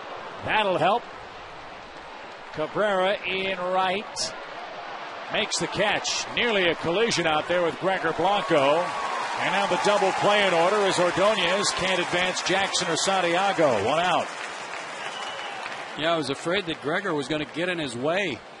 I don't think Blanco wanted to take his eyes off the baseball for fear of losing it in the sun, and wasn't sure that Cabrera was right there. But you can see Melky calling for it all the way. And Melky has the stronger arm of the two, and good that he caught it and cut it loose.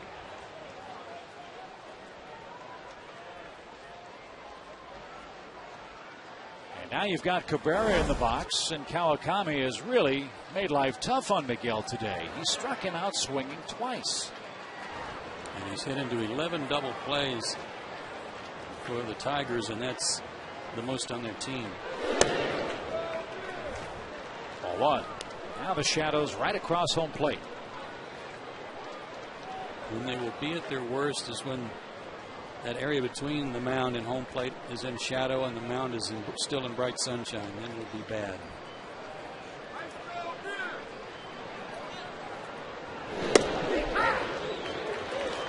As long as the baseball has some sunshine on it and has a little glow to it out of the pitcher's hand, you can track it. It's when it's kind of gray coming out of his hand in the shadows, and it's hard to follow.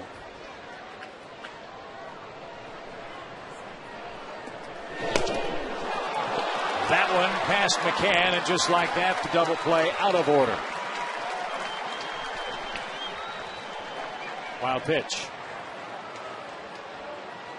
Well, I think Brian would like to have this to do over again. He went to the backhand, but it looked like it was a pitch that he could have prevented a wild pitch on. Kind of reached for it. Didn't really move his body at all. And partially because it was so far from the target he had set up. Now then, first base open. Left-hander on deck with Venners in the pen. Just be careful how you pitch this guy. He's squeezing the sawdust out of the bat handle. Nearly had the bat handle broken with that pitch. 2 balls, 2 strikes. If the Braves have to go to the pen, Johnny Venters is our Haynes comfort zone. He's had a big part in those spectacular numbers this month. A lot of strikeouts per innings pitched. Those are not brief numbers.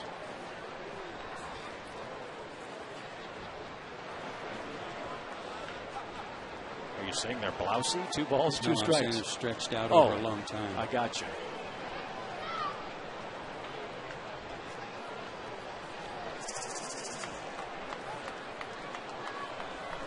He's chased 2 sliders today. Got to try that one more time and maybe off the plate a little bit. They're coming in.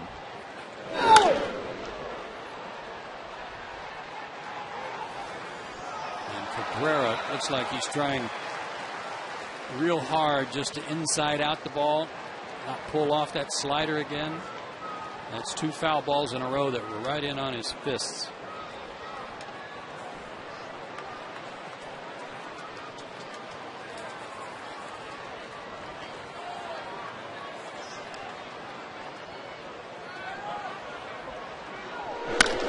Ground ball to short. A run is in. 1-0 Detroit.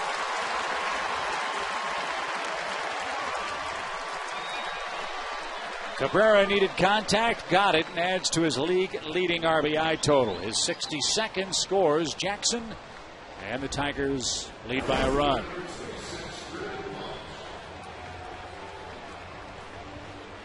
Fastball, I think, about knee high.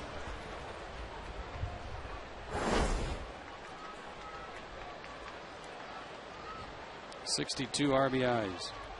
Pretty good. You bet it is. So the leadoff walk comes home to roost.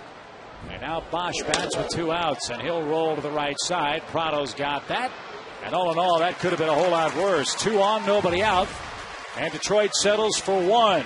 But 1 is enough to lead this game with the heart of the Braves order coming up in the 6th.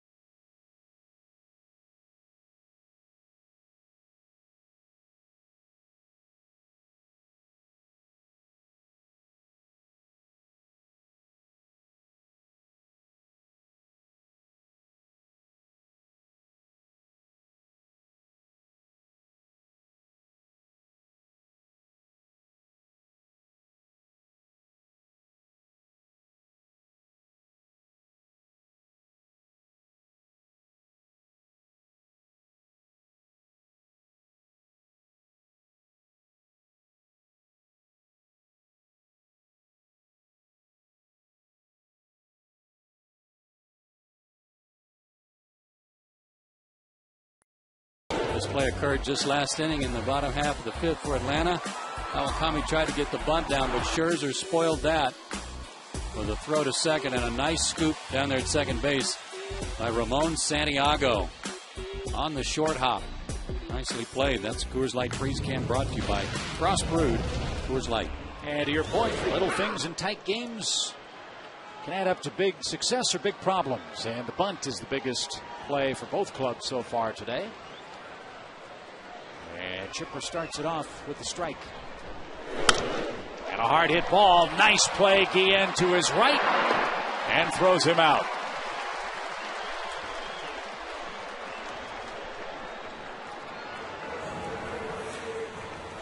That's about the hardest hit ball off of Scherzer since Prado led off the game with a double.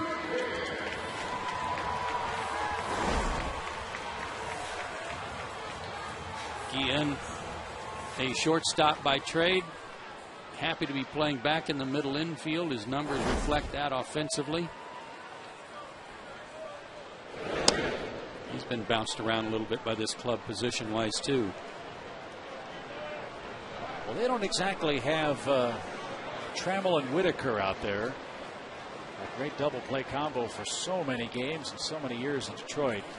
But Santiago and Guillen have done a good job in this game at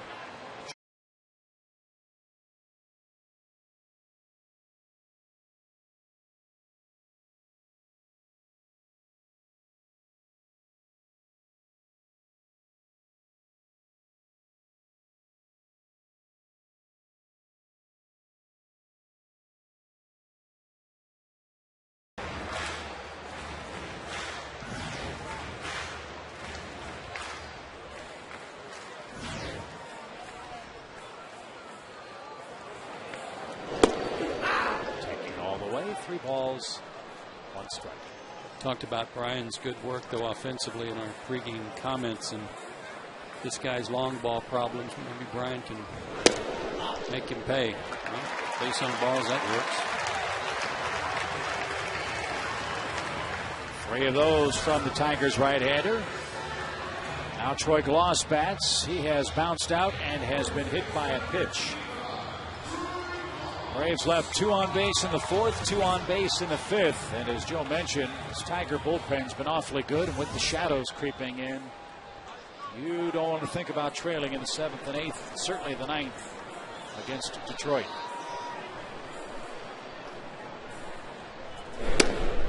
Joel Zumaya, their setup guy, throws upper 90s. He'll hit 100 on a radar gun at times. And then you got Valverde, their closer, who throws in the mid-90s with a nasty split finger pitch, and he's 17 for 17 in saves this year.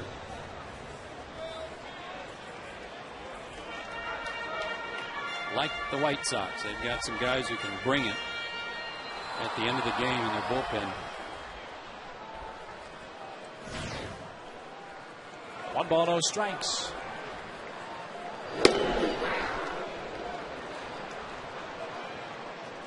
Mets lost 6-0 today to the Twins. Toronto clubbing the Phillies 5-0 today in the 6th inning.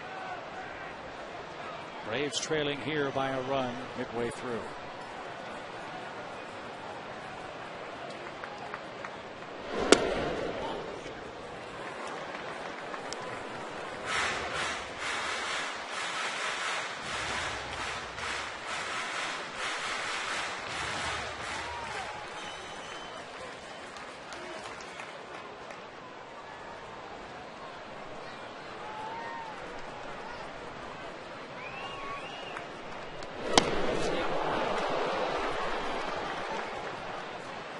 Hard enough to hit under normal circumstances, especially when a guy's dealing like Scherzer has been today, but this was a swing that was in anticipation of a pitch that he didn't get but didn't see real well.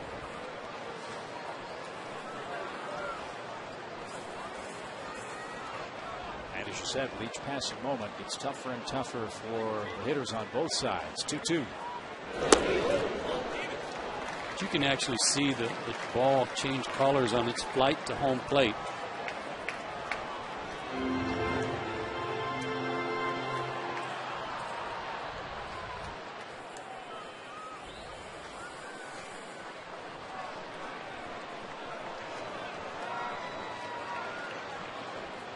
And Scherzer will get a new baseball here.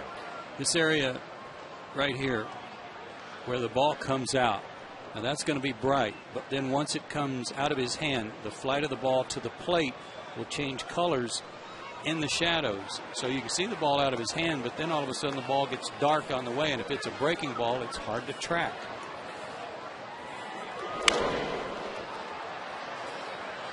But that's, I mean, we talked about that at the beginning of the ball game, how some early runs would be huge, be harder to hit in the latter stages today. Bright and then dark. Not only is it trajectory, but can you see spin at all? Hard to. It is very hard to. And it's only going to get worse over the next inning or so as that shadow moves closer to him, to the pitcher. But how about this? Back-to-back walks from Scherzer now. Brings up Eric Hinske with 2 on and 1 out. Tying run potentially for the Braves. Now in scoring position, and another visit from Rick Knapp. That might get their bullpen busy.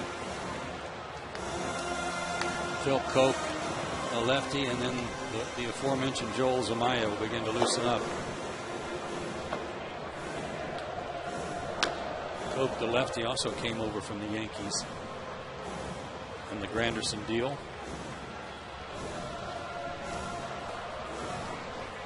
The Tigers have had an assortment of injuries to their pitchers, not a whole lot unlike the Pirates and some of the things they've gone through. With Zumaya missing most of last year with some shoulder issues that required surgery. Some of those starters have lost some time as well. Key players that they were counting on, especially in their bullpen, that they haven't had.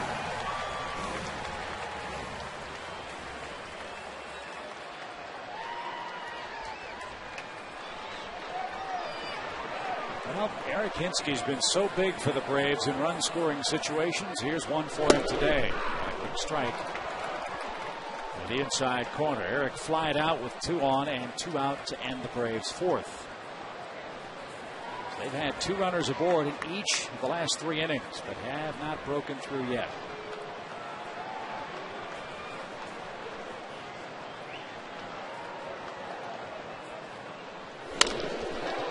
Just missed a double. From the Braves standpoint, they don't have their fastest runners on the base. as a result, Brian McCann, the lead runner especially, has got to try to expand his lead just a little bit, not at the risk of getting picked off, but make sure he bounces off there in anticipation of a base hit. Ordonez in right with a good arm. Jackson in center can go get him. His arm a little above average. And again, Bosch not a good outfielder in left. Now Eric really has to work hard, down 2 strikes.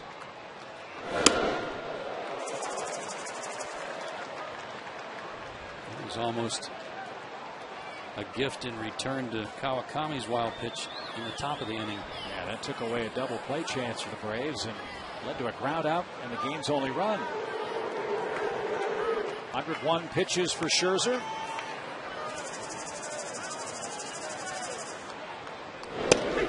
And his 103rd strikes Eric out, and he knew it. 8 of them for the Tiger right-hander. 2 out. Change up. Was it the fastball?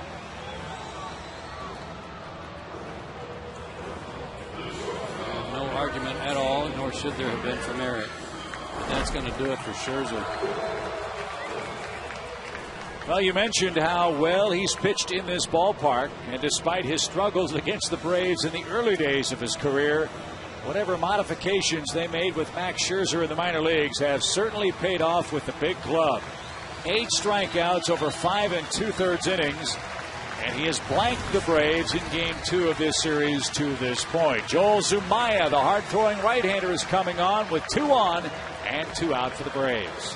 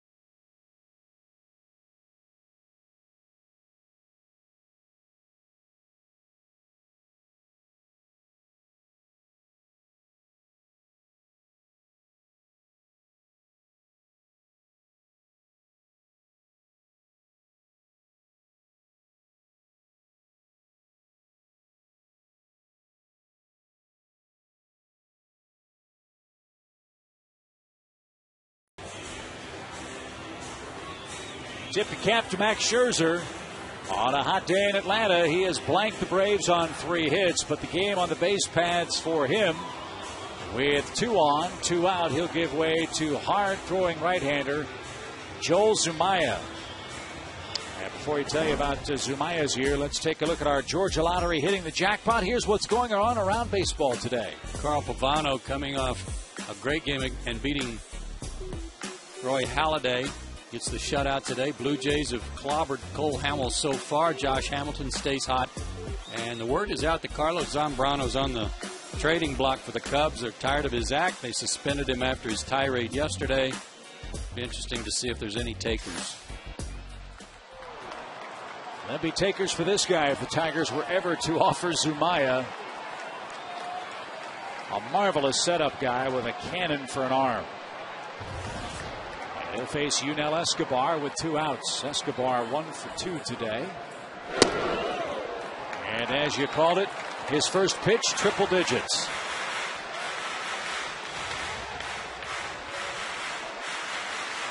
He can bring it. He's battled shoulder and back problems, though, his entire career. Had surgery last year after going on the DL middle of July.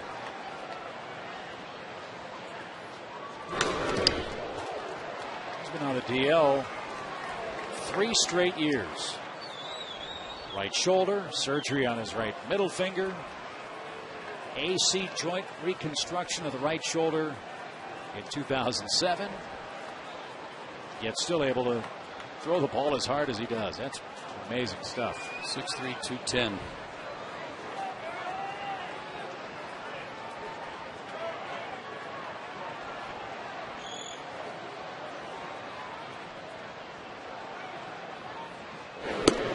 As hard as he throws, and the shadows and the late swings you figure to get, if you get them from Escobar, kind of surprised that Cabrera is playing as far off the line as he is at first base. Well, make no mistake about it, it's hard for him to see right now, too.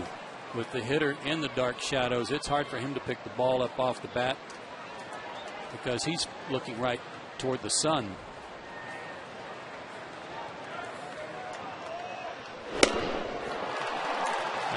That's just flat out not being able to see the ball. I mean, he's throwing 99, so maybe Yunel only heard it.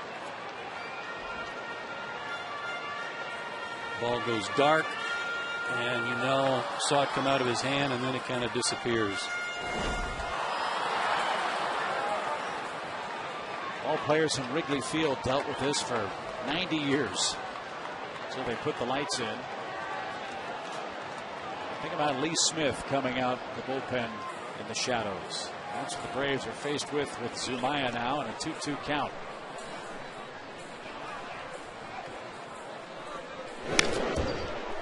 Good battle, though, for the Braves shortstop. Fought that one off. Takes every ounce of concentration and your good eyesight, which most hitters are blessed with. Their hand-eye coordination, of course, just as good as any athletes in the world. But in this situation, you are really challenged as a hitter.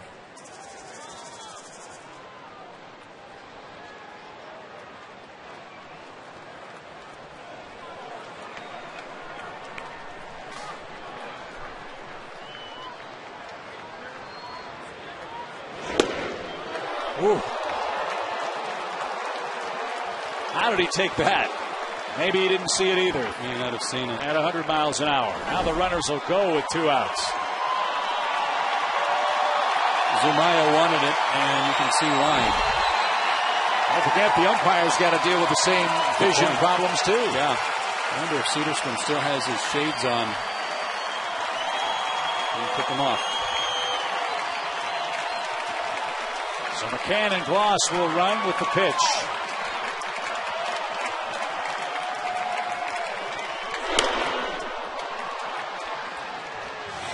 Terrific at bat here for Yunel.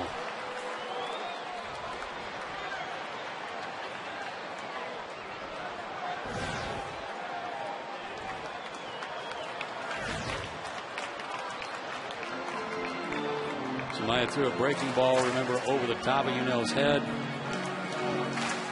Threw another one off the plate outside. But I can't imagine that they'd try to trick him here 3-2, not when you're throwing 100.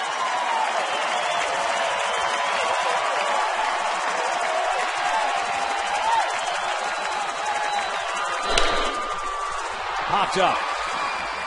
Zumaya appears to have won the battle, and he did. And the Braves strand 2 men for the 3rd straight inning. And Max Scherzer and the Tigers lead 1-0 after 6.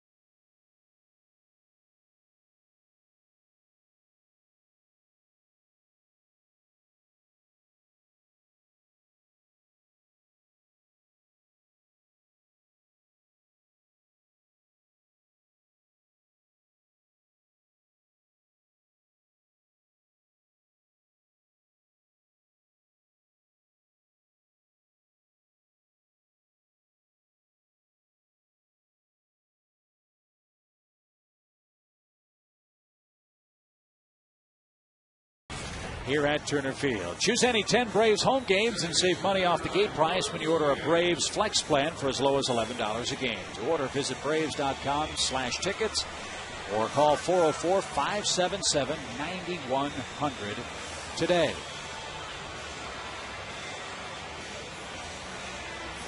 A leadoff walk led to the game's only run.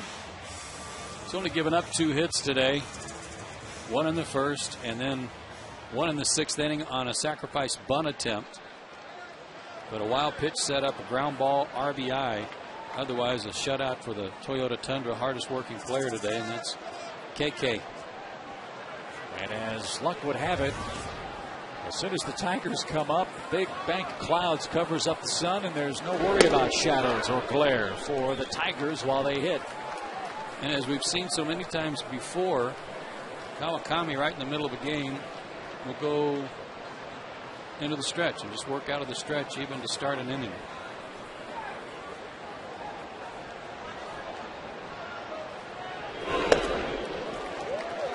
Must have felt better last inning when the leadoff man reached on a walk because he was winding up.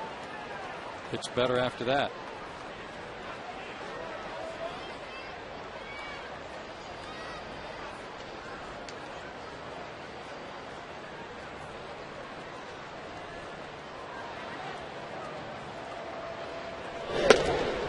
He's had a good fastball all day, and he's used it a lot.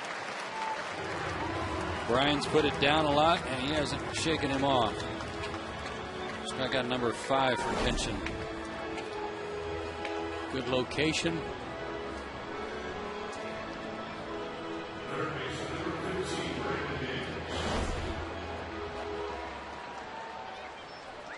Here's Inge. He's walked and flied out. So Maya's spot to 4th in this inning for Detroit.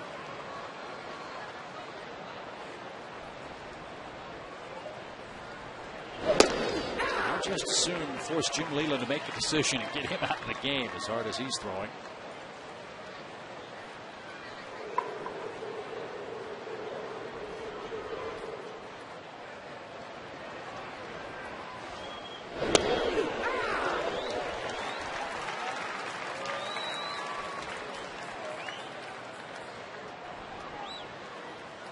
As we've told you before, the Braves don't give him a whole lot of support. 2 or fewer in 9 of his 14 starts while he's been in the game.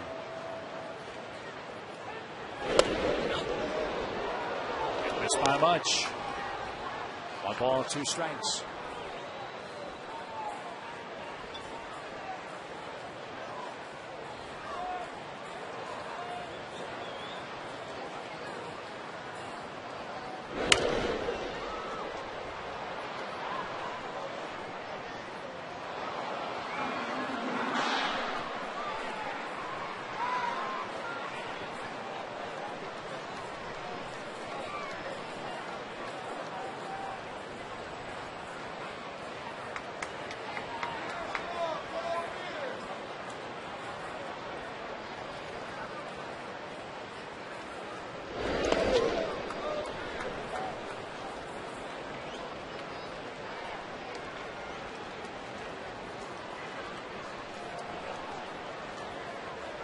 Pretty economical performance for Kawakami.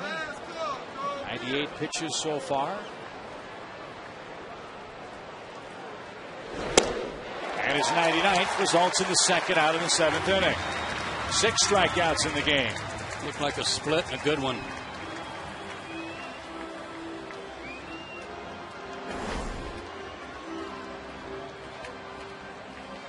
Just died at home plate, right at the back point of home plate. Beautiful.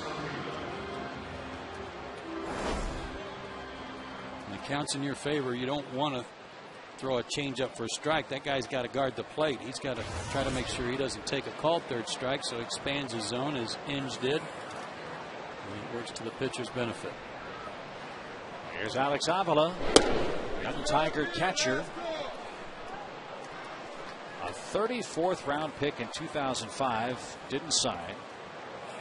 Then made it to the 5th round in June of 2008, did sign. After starring at Alabama Yeah, he's back. He was in the big leagues in his second year. Got called up last year. Played pretty well. Isn't that what they used to say? The fastest path to the big leagues is behind the plate. Now, what do you have in the minor leagues? 151 games, 542 at bats coming into this year. He and Gerald Laird, the Tigers' pitching tandem. And Avila drives that ball deep center. Back goes Blanco. He's got room. Ballpark big enough to hold that blast. And Kenshin Kawakami sends this game to the bottom of the 7th inning. He's thrown a beautiful game. And the Braves bats support him. They're down a run late.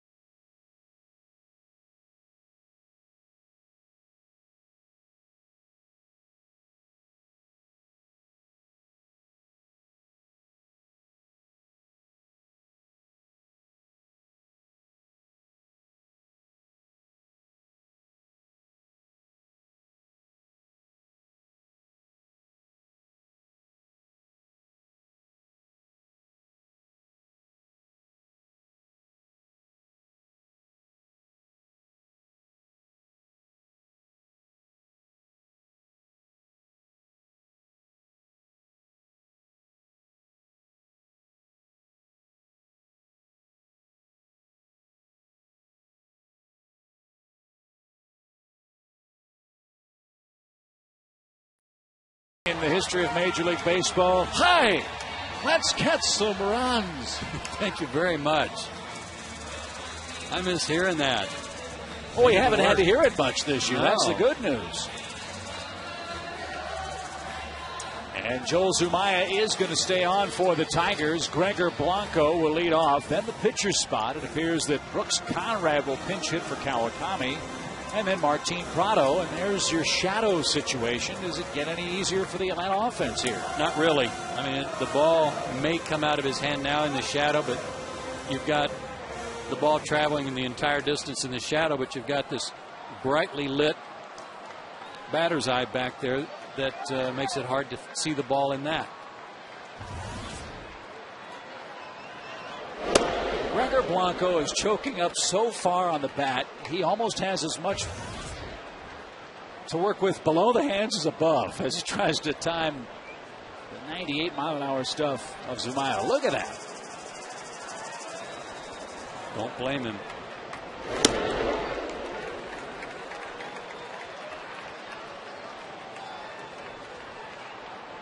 Zumaya for the year after his last inning, 36 2/3 innings, only 9 walks with that power.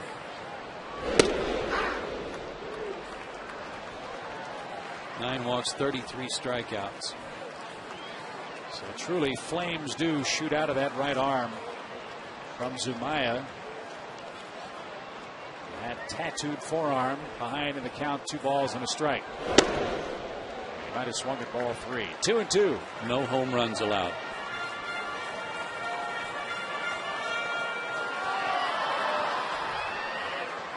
At least they look like flames to me. Yeah, I think it probably is. Just emanating from his wrist.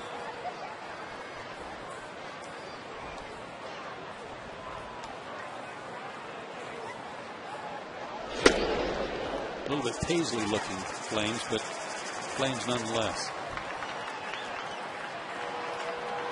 Hey, How about a base hit? How about a base on balls? Whatever it takes to get on here. Better turn your collar up on your lucky jacket. Yep.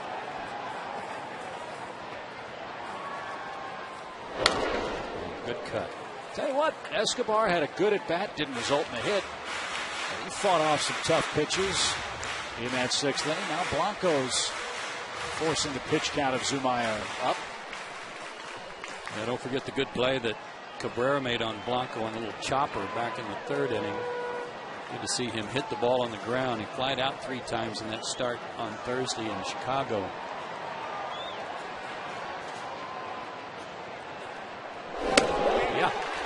Yeah, baby, leadoff walk. Let's see if Brooks Conrad can duplicate his heroics last night. Got a hanging breaking ball last night and just launched it. I mean, this was deep into the seats.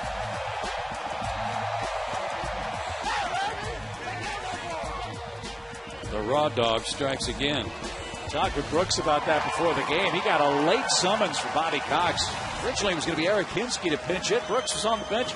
Am I hitting? Am I not? He's got to get all his gear on. He said, but I remember to put the right batting helmet on. Unlike the Grand Slam. And it served him well. Let's see how the Braves play it now with a man aboard. Ball 1.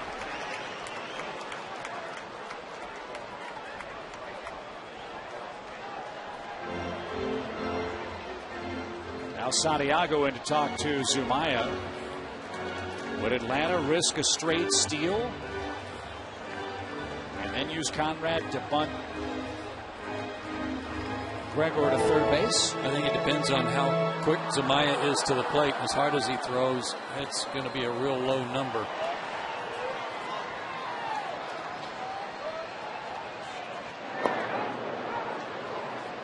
Cabrera took that one on the thumb. Threw that one about 99 over to Miguel.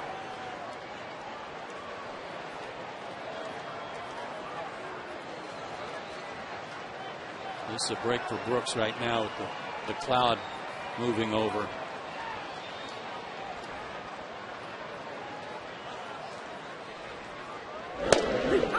Outside corner strike.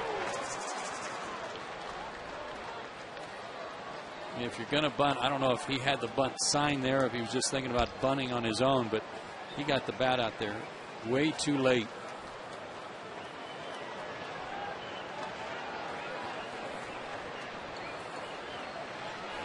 Brooks has laid down 2 sacrifice bunts this year.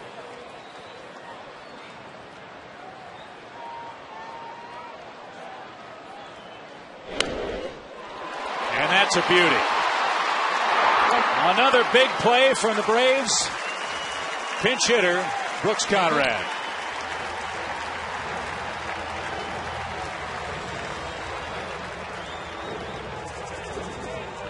So Bobby uses Conrad in the 7th, bunts Blanco to second. Now the top of the order up, trying to tie this game. The inability to execute earlier today cost the Braves. Let's see if this one pays off after a good bunt here by Brooks, who's out of the batter's box. Look at his left foot. His whole foot's out of the box and behind home plate. If you are standing outside the box when you make contact with a baseball, you're out, but umpires very rarely see that. Another visit from Rick Knapp. Now Prado the batter with a fast runner at second base, and now 1 out. Much right back here as Brooks squares around to get in position to bunt this one. He got the bat out there in time this time, but his foot well outside the batter's box. Terrific bunt. Prado's got 2 hits today. He's hitting .333. Big hole right side of the infield, and he's buzzed inside.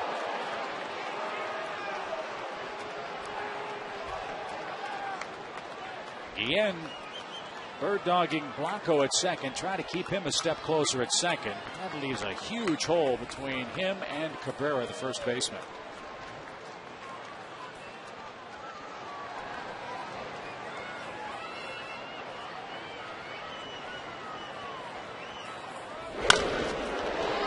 Big hopper. Long throw, and he got him by a half step. 2 down.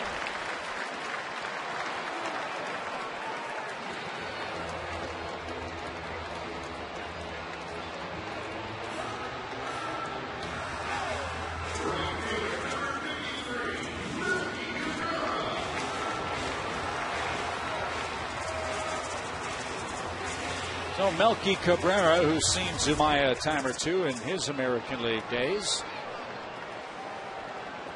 looks for his first hit of the day. He's 0 for 3. He's had a tough day at the plate.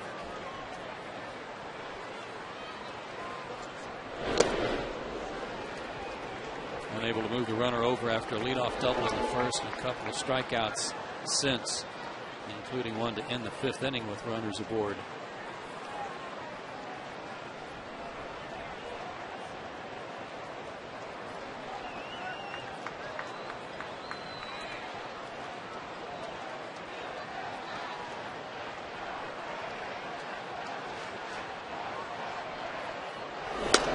Their outfield is really shortened up for Melky. Bosch has moved in. Jackson in center field is very shallow and over in the left field side of second. Ordonez plays pretty shallow ordinarily anyway, but Jackson, especially in center, has moved in. 2-0.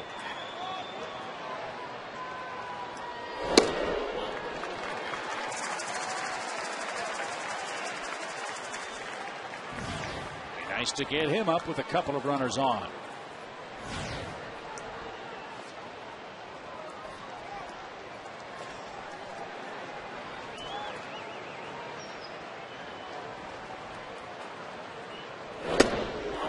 And that's exactly what we'll see. 2 walks from Zumaya, who has had exceptional control this year, but not in this inning. It'll make Jim Leland pace a little bit. 5 hitters faced by Zumaya so far. 3 of them have gone to 3-ball counts. The 2 walks and then the full count to Escobar before he fouled out. A good speed aboard for Chipper Jones, who took a ball right back up the middle in the 6th inning, and Guillen with a backhanded stab robbed him of a single. See if he jumps on the first fastball he sees.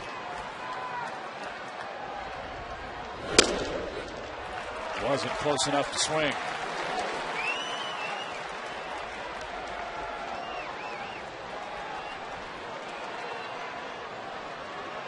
Great numbers in this situation. 9-game hitting streak. And hitting left-handed where he's been hottest. Swing and a drive, right center field, and walloped. That's got a chance. The ball is out of here.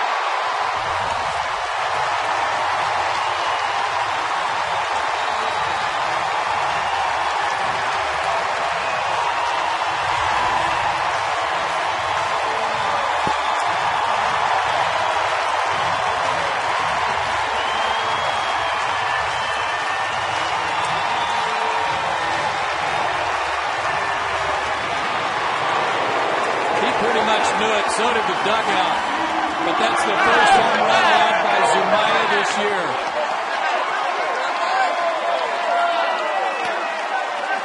Zumaya had just walked the batter, fell behind Chipper 1-0, and then grooved one. See ya.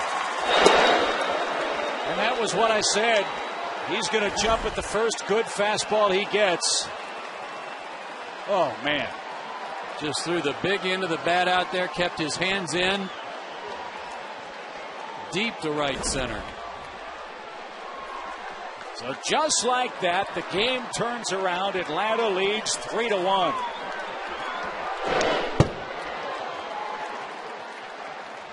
They're announcing that's the 200th career homer for Chipper at Turner Field. Great point of extension. My goodness, we're going to have to look at that again. Snuck that one in on us.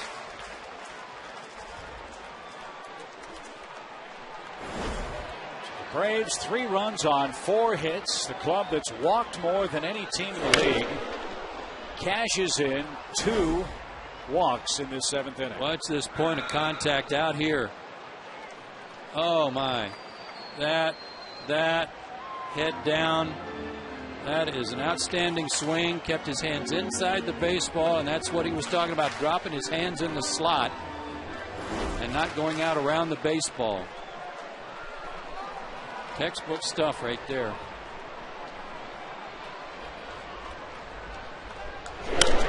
So a 10-game hitting streak for number 10, his 200th lifetime homer in this ballpark. And he turns a 1-0 Braves deficit into a 3-1 Braves lead with 6 outs to get against Detroit. Well, he put these fans on their feet too, and it's a loud crowd.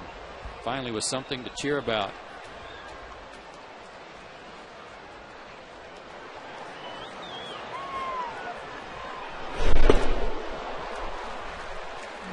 And a swing and a miss takes care of Brian McCann. Chipper Jones hits a 3-run homer.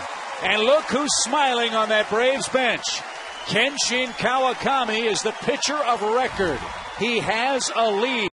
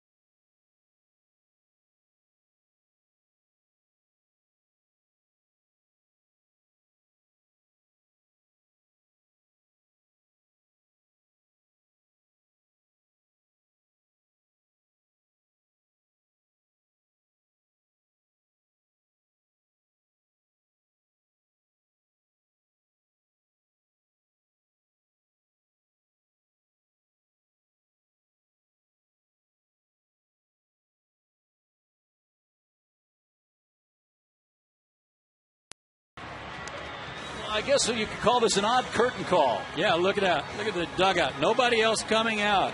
That was outstanding. Somebody orchestrated no one else coming out with him and letting him go to third base by himself, and the fans went crazy. Very nice. It's the loudest ovation Johnny Venters has ever gotten coming into a game. And he takes on Ryan Rayburn in the Tigers' 8th. Zumaya out of the game.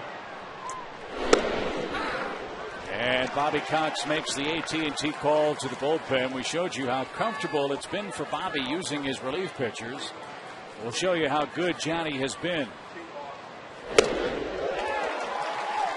That pitch at 96 and right on by. The 18 walks were an issue earlier in the year. They are rapidly becoming a non-issue. He's not walked anyone in his last 2 outings. But still registering at least 1 strikeout every time he goes out there, no matter if he throws a third of an inning or a full inning.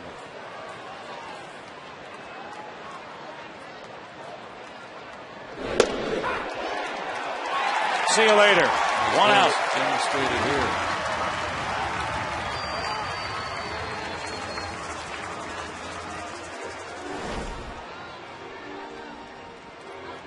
Slider, and he's had a good one lately. Last night he came in, only faced 1 batter. He struck out Bosch. As I told you, he's hitting about 500 against lefties, but he struck out Bosch on some good sliders. More power out of the bullpen for the Braves. This time Johnny Venters. That pitch at 95 to Austin Jackson. He's the only Tiger to score today. Kenshin Kawakami is the pitcher of record. Braves can get 5 more outs with the lead at long last. He'll pick up his first win of the year.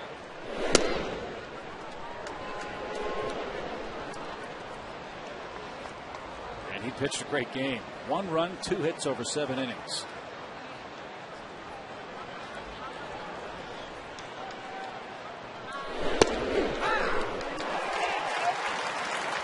Really had Jackson out on his front foot on that one.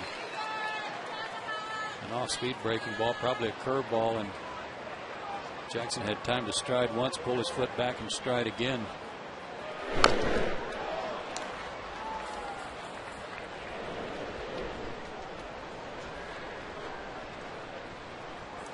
Johnny was a starting pitcher in the minor leagues.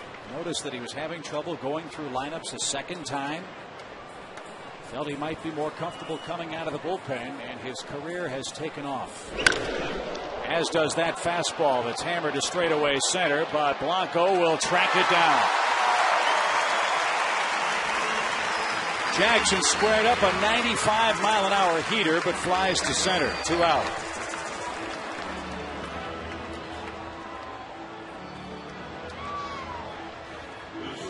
Gregor Blanco got that whole rally started in the 7th inning with a leadoff walk. And he's played well in center field, as he always does. Here's Santiago. He's 1 for 3. Braves trying to stay unbeaten at home in the sunshine. That's to deep short. Funny hop. You know. Got him by a step. Another perfect inning for Johnny Venters, sending this game to the bottom of the 8th inning. All the hops going Atlanta's way in the final innings. 3-1, Braves leading.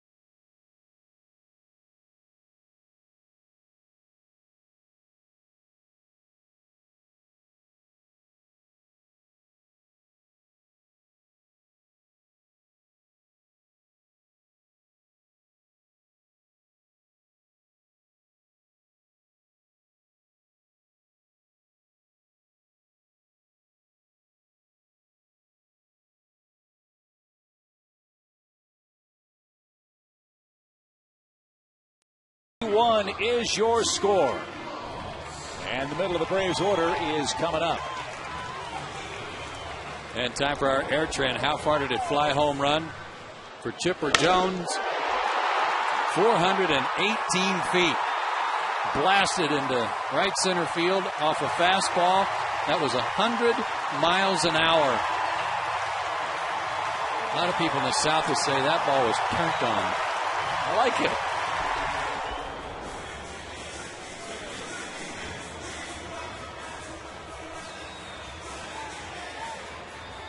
And he ties Cal Ripken Jr. on the all-time homer tote board. his 5th of the season. Troy Glaus leads things off. New pitcher on for the Tigers, right-hander Enrique Gonzalez. Just his 5th game since being promoted from being a mud hen up to a Tiger.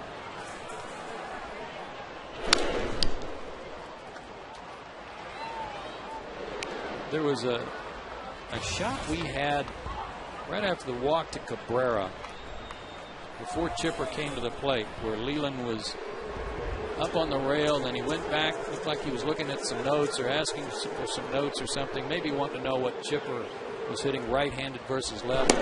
He had Phil Koch ready in the bullpen, the left-hander, to switch Chipper around if he wanted to, but elected to stay with Zumaya, who again hadn't given up a home run all year and was throwing 100 miles an hour in the shadows. But Chipper made him pay. Glaus fouls it off his foot. And he'll take a little walk. 2 balls, 2 strikes. Troy's already got some bad wheels. I mean, he's got some knees that are bothering him, and now you foul a ball off your foot. Just injury added to injury.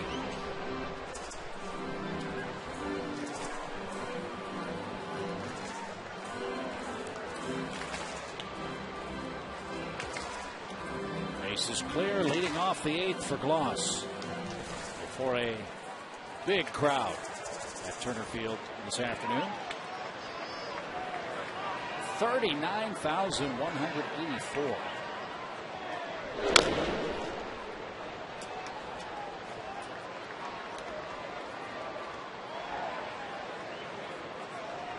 Braves approaching 1 million now in attendance. They'll go over 1 million tomorrow.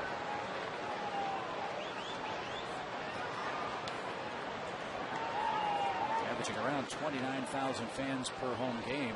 Well over that today. So appreciate the support. Fly ball center. Jackson, late start, plays it on a hop. And Glaus has his first base hit of the day, leading off the Atlanta 8th. And he was limping all the way to first base. You can understand how Jackson misjudged that with the ball coming out of the shadows. He's standing out in the bright sunshine. You just don't see the ball that well. And the fact that he took a full swing and it cracked real loud and just was not hit near as hard as he thought it was hit. Big full swing right off the end of the bat. That'll make his foot feel better, though, as he reaches to start the inning. And now Eric Hinske, the batter, who's 0 for 3.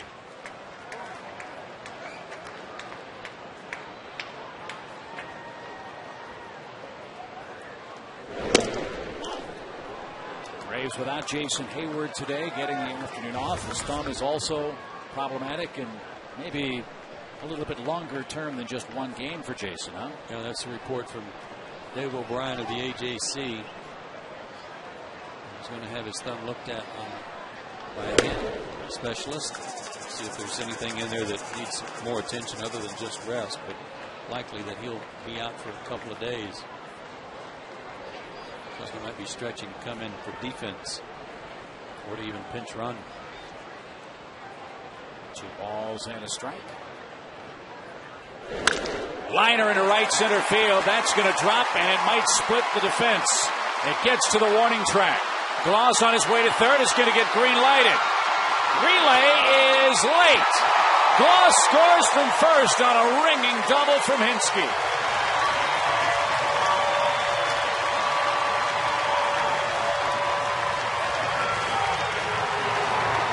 Say Troy scores from first again on a double. I mean, he's been rounding the bases from first to home with regularity, it seems like, here at Turner Field. And bad foot and all, he's going to score on the cold hard blast from Eric Hinske.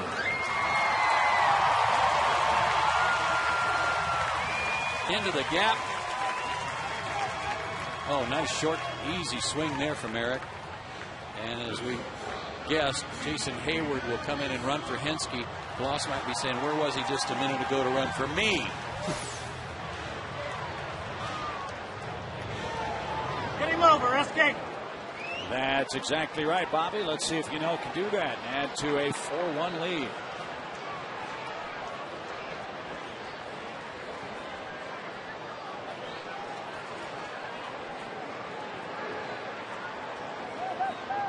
If you come up and play at all in the Angel system, you know how to go first to third. You know how to score on doubles. That is something that is a huge part of the way Mike Scioscia and the Angels play Major League Baseball. And for a man that doesn't have great foot speed, you're right, Joe. Troy Glaus runs the bases as well as anybody we've seen here in a long time. You don't have to be real fast to be a good base runner. But I'll tell you this too, in case you've forgotten or didn't know, Troy was a shortstop. He played shortstop in college, and in fact, when he came to Atlanta in interleague play with Toronto, those 3 games a couple of years ago, he played shortstop all 3.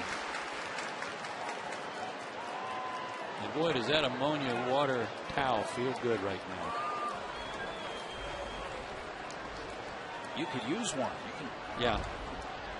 I don't want to risk a good 5 at the ballpark, but can the jacket come off now? No. Leading 4-1? No, I thought maybe when Kenshin came out of the game I could take it off, but I can't. Game's not over.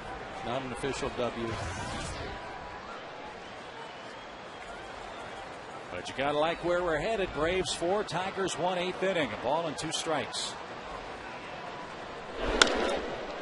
Down the right field line. Long run, Maglior Ordonez, and he can't get there as the ball bounces in foul ground. If you missed it during our opening commentary, Joe said that he was going to wear his suit jacket until Kawakami got into the win column. He is the pitcher of record today, leading by 3. I don't know if you noticed here, Allie, but I did roll my pant legs up just a little bit, get a little relief. Yes. Put some shoes and socks off because it's getting a little toasty. 92 degrees today. First pitch. But a cooling breeze, if you want to call it that, working in the late innings. 2 balls, 2 strikes. A 1 o'clock game here tomorrow. It'll be a lot cooler For Hansen and Verlander.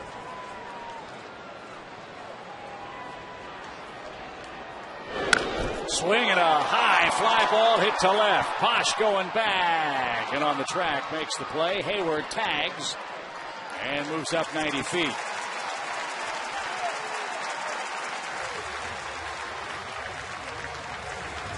This will have Braves live for you tomorrow at 1 o'clock. First pitch around 1:35.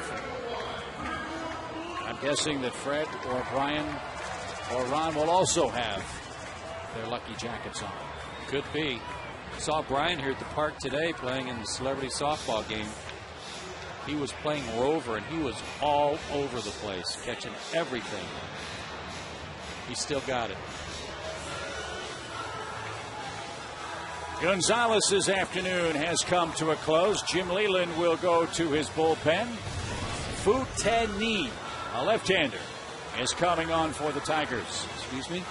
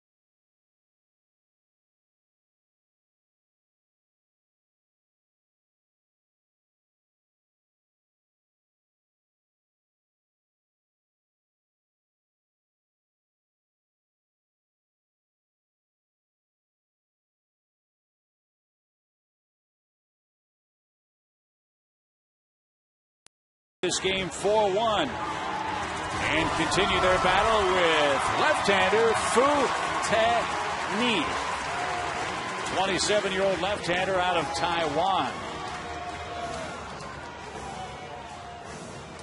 Virtually a strikeout per inning. Our first look at him. Infield will play in to try to prevent another run from scoring.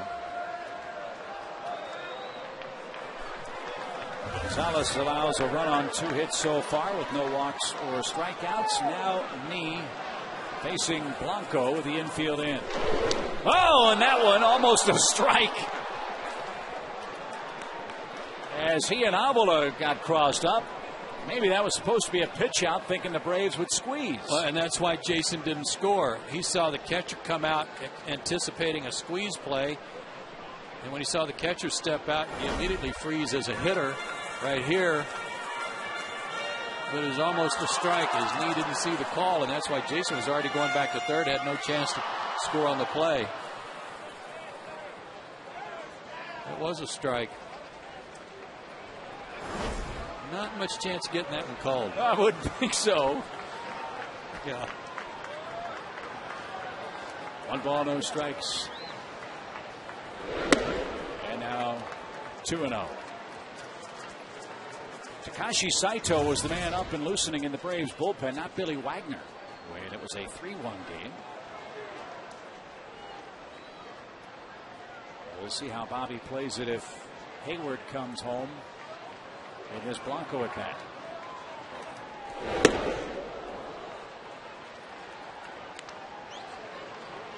Mets lost 6-0 to the Twins today.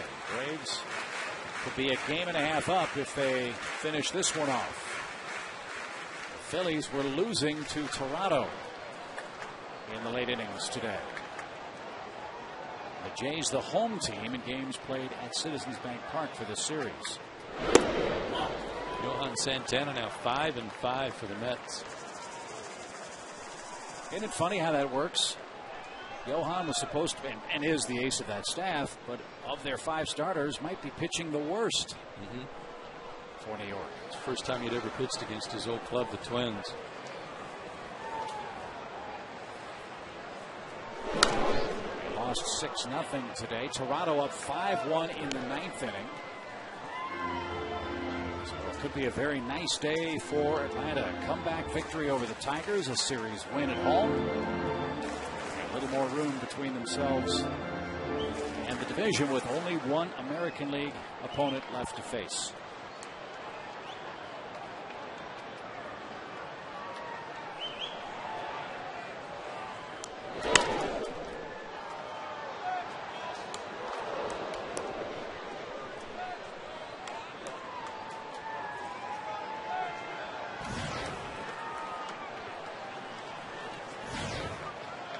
Infante, who's out on deck and would hit for Venters.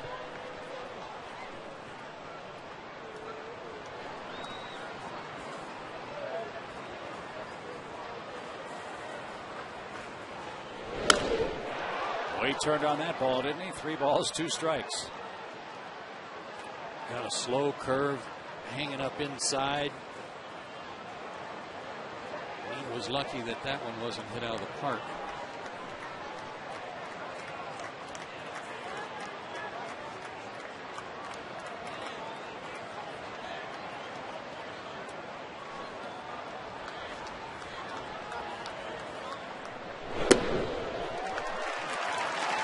First and third with 1 out.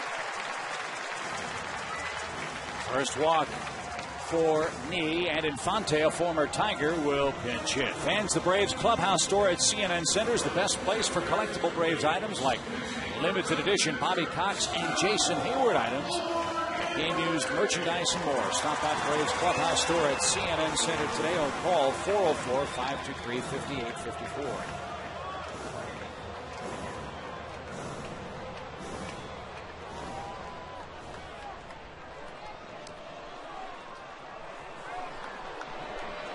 Another good year for Omar Infante, hitting over 300.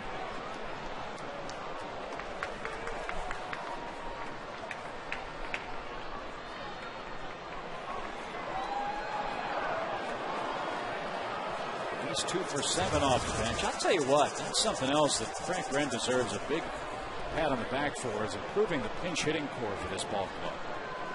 Coming into today's game, the Braves have 29 pinch hits and 3 pinch hit homers. Popped into shallow right. Ordonez and Guillen, long run. Maglio is under it. And tagging from first is Blanco. Throw to second late. And Hayward with a secondary lead off third. Thought about coming home.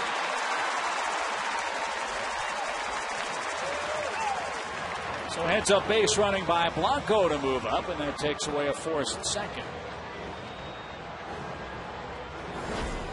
Very heads up play. I mean, Gregor's walked 3 times today. He knows there's nobody at second base because Santiago had to line up for a possible throw to third base. And he just basically stole a base and got another guy into scoring position. And they will take the bat out of the hands of the leading hitter in the National League, Martin Prado, who's got 2 more hits today. 106 in total. It will load the bases now and bring Melky Cabrera.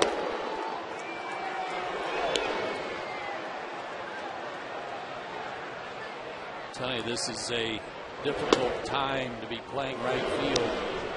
Long run, good play by Ordonez to go as far as he did to make that catch, but he's got to wear shades because he's looking right up into the sun. But because he's got shades on, he can't see the hitter very well. He can't see home plate. He can't see what Jason Hayward's doing. He's relying on his outfielder friend Austin Jackson to tell him if the guy's tagging, is he halfway, what's he doing? Because it's so dark looking through the shades once you do catch the ball. The old-fashioned flip-ups were perfect for that.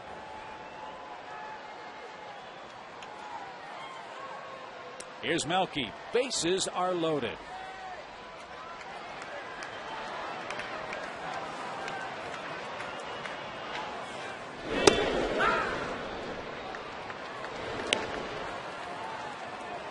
Coming into play, Cabrera was the only Brave to have faced Knee, and he had a hit in his only career at bat. So he'd like to make it 2 for 2 and blow this one open. 4-1 Atlanta in the 8th.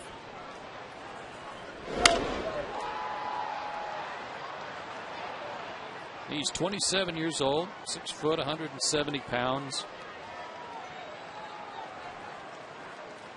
Played for a bank team over in China in 07 and 08. China Trust.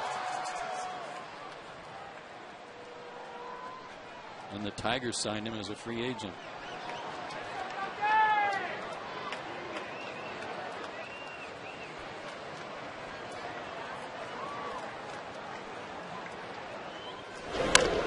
Ground ball, third. Inge makes a nice play and sends this game to the 9th inning. Braves add another insurance run. Eric Hinsky doubles home. Troy Gloss. Braves 4, Tigers 1.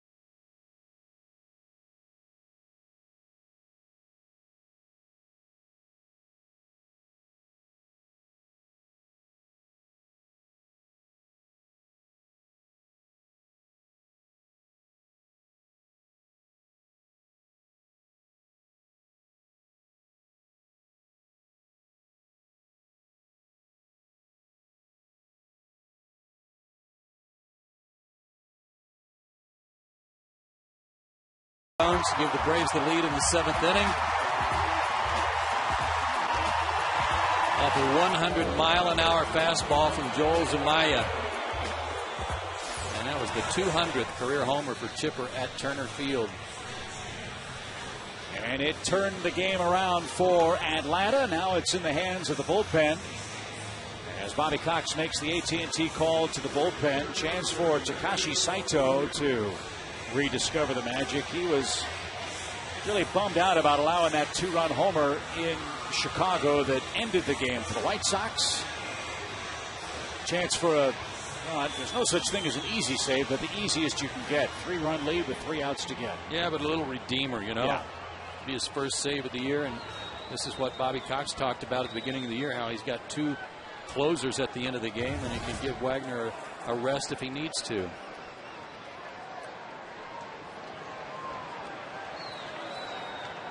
Maglio Ordonez will start. Braves also have a different alignment in the outfield.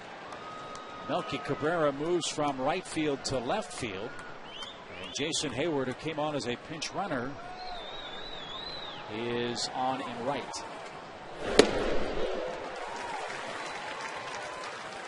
Toronto has beaten the Phillies. That's a 5-1 final.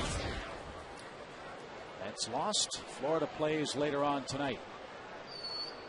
In fact, they start in about 10 minutes. Ordonez 1 for 1 with a double in his career against Saito. Cabrera's on deck. He's 2 for 2 with a double.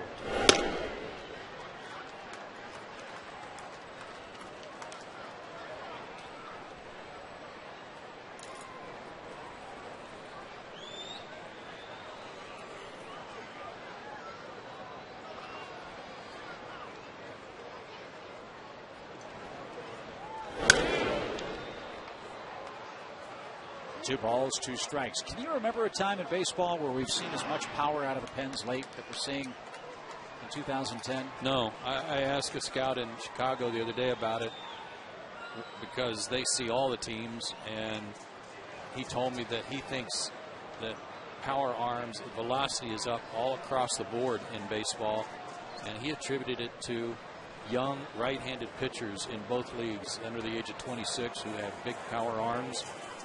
And that's what teams are drafting and developing more these days. It's funny how the game has changed. I mean, years ago, the guys that were in the pen were guys that usually weren't good enough to start. Now teams are drafting kids to pitch the 7th inning, the 8th inning, and eventually close. Yeah, being trained for it. Mm-hmm.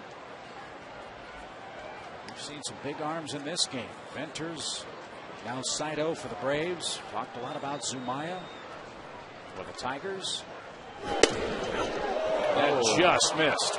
Somehow. Full count. Cedarstrom flinched a little bit there. Let's see on Fox Tracks if Gary missed this one. Looks like it. He's had a pretty good zone today for the pitchers, but not on that occasion.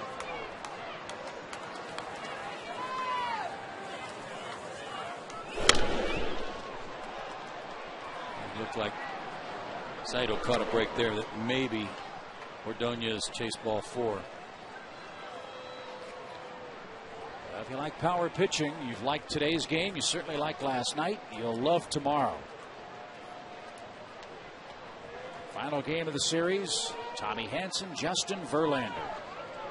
Braves live at 1, first pitch 1:35 or thereabouts as we wrap up interleague play against the Tigers. Line to short. That ball was knuckling, but Escobar handles cleanly for the first out.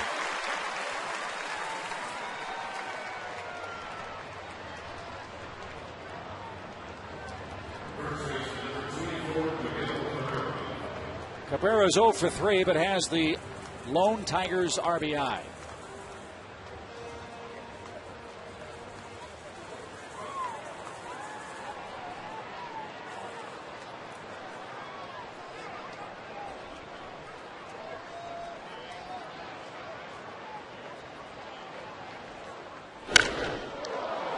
That ball was mashed.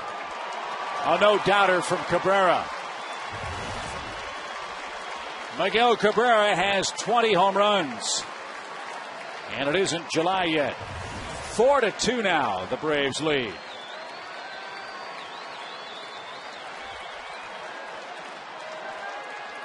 He can get him in with a ground ball, as he did back in the 6th. He can get him in with a fly ball, as you see here. Nice, easy swing, pitch up and in. And he's now 3 for 3 against Saito with a double and a homer. 100 RBIs or more in each of his last 6 seasons. He now has 63 for Detroit this year.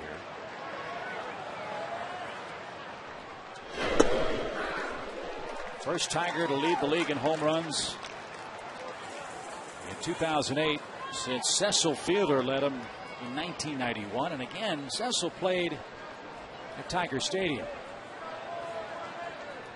He plays at Comerica Park. Just think what kind of damage Cabrera would do if he played in Philadelphia. Well, if he played in the old Tiger Stadium. Oh, my goodness. Because of his power to right field, too. Tiger Stadium was 1.5 miles to center. It was actually 440 to straightaway center, but down the lines, ball jumped. Short porch and right.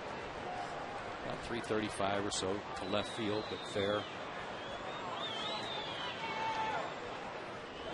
Brandon Bosch. 1 ball, 2 strikes.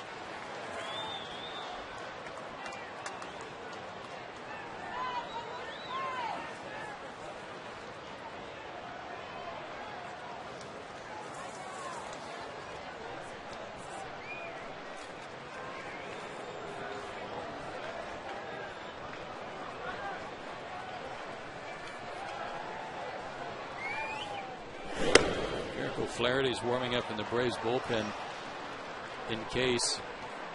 And Peter Moylan. They got Guillen on deck. If Bosch reaches, or maybe even if they retire him, we'll see if Bobby Cox goes to O'Flaherty, because Guillen's numbers: a .301 hitter left-handed, .231 right-handed. That's at the knees, and Bosch takes a call third.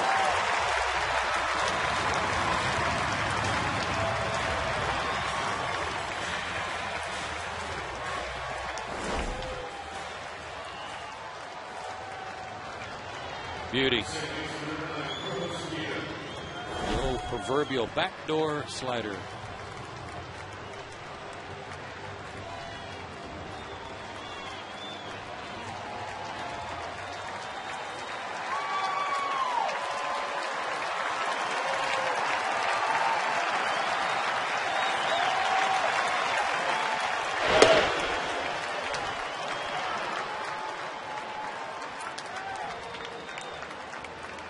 Carlos Guillen, 1 ball, no strikes. Twins beat the Mets. Tigers would lose a game to them in the standings. And then have to look over their shoulders at the surging White Sox, who play the Cubs tonight. White Sox, the hottest team in baseball.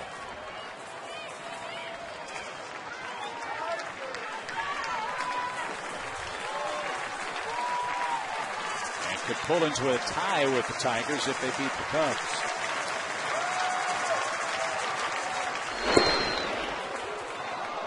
Ball 2, 2 balls and a strike.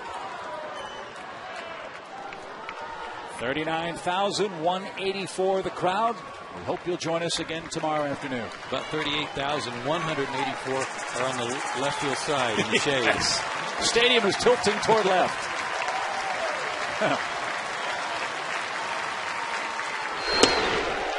He did.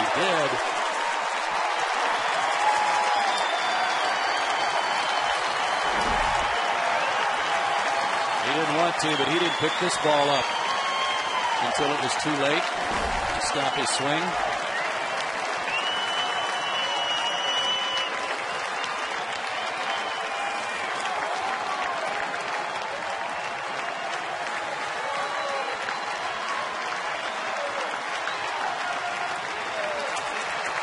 get that backdoor breaking ball again. Well, fastball missed. Hey, Baltimore beat Washington too, so it could be a clean sweep in the division if you get one more out. A little help from the Padres, who are facing the Marlins, giving them fits. Full count. Don't want Guillen to reach.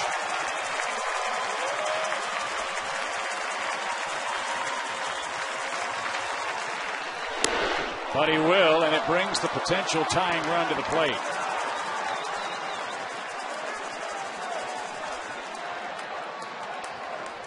Late walks are recipes for disaster.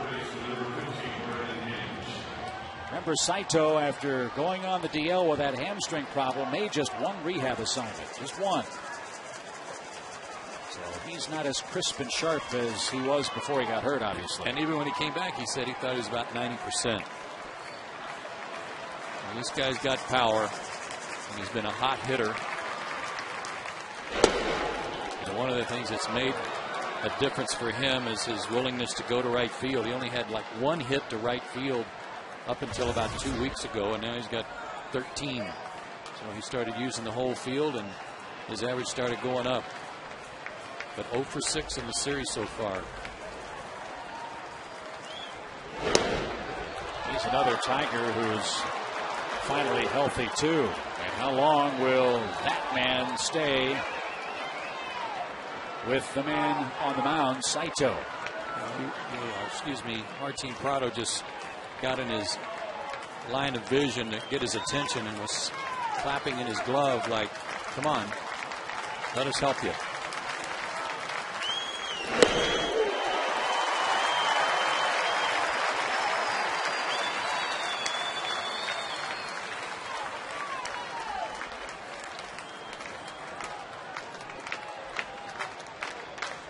Tom Brookins just said something to Guillen at first. They're not holding him on, so he may be going to second here.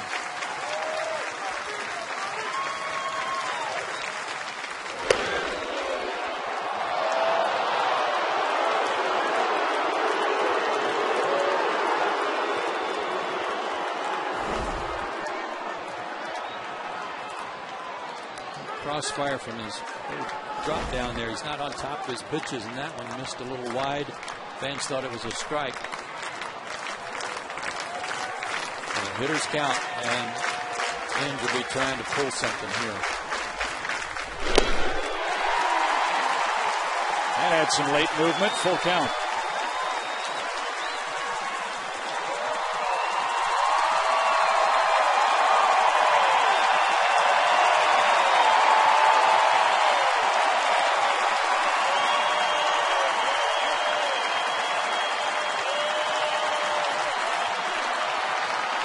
Ball.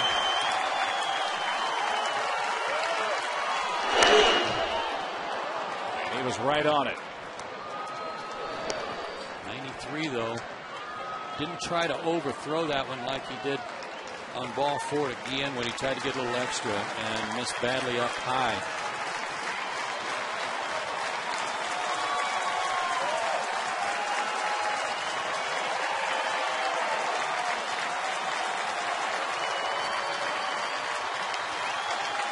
Another one away.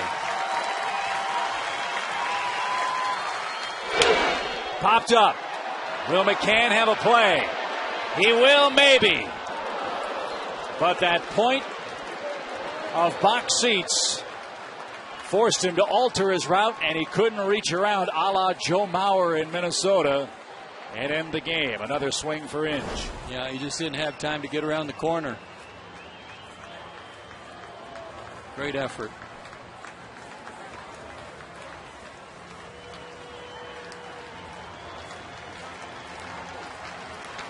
Nothing the Bat Boys could do either. He's lucky not to have turned an ankle. Got the chair out of the way, but the ball bags were there.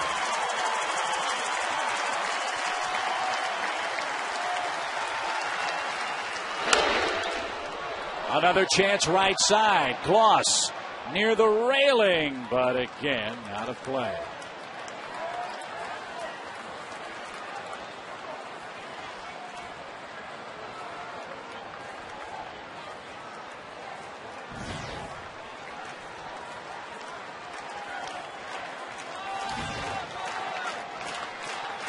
3-run save is supposed to be the easiest, but it's not easy today for Takashi Saito.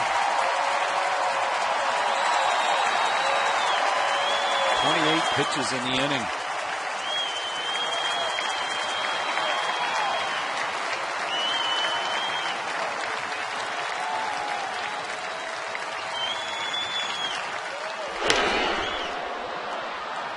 He went to a full count on Ordonez before he lined out, gave up the homer.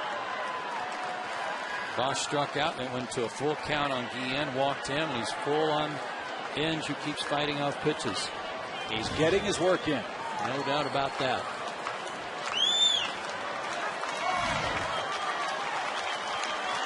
Looks like Inge is up off the end of the bat a little bit too. He's choked up some.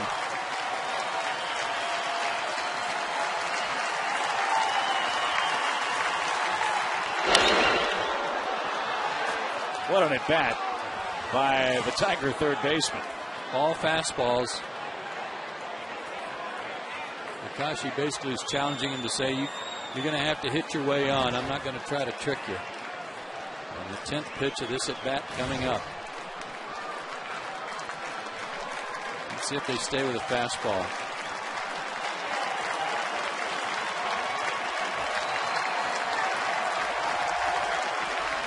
Switch it up here. Slider. To third. Foul. What a pick by Chipper Jones. But it's a foul ball. Guarding the line, sitting right on the line.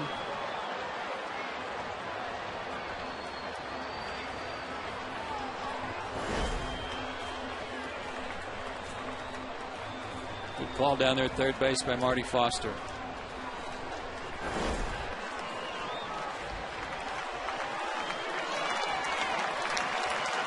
And that slider just ripped by Inge, even on the 3-2 count after all those fastballs.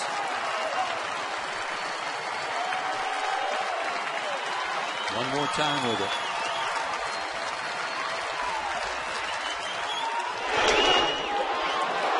Running it back. Back-to-back walks now with 2 outs. And the tying runs are now on. And Bobby Cox cannot continue with Saito. Had the plate, but it was too low. That was a great at bat by Brandon Inge. So Takashi goes 2/3 of an inning, throws 32 pitches, walks 2 men, strikes out a man, gives up a homer, and departs with 2 on and 2 out, as Eric O'Flaherty, the Braves left-hander, will come on and try to save this game for Kawakami and the Braves.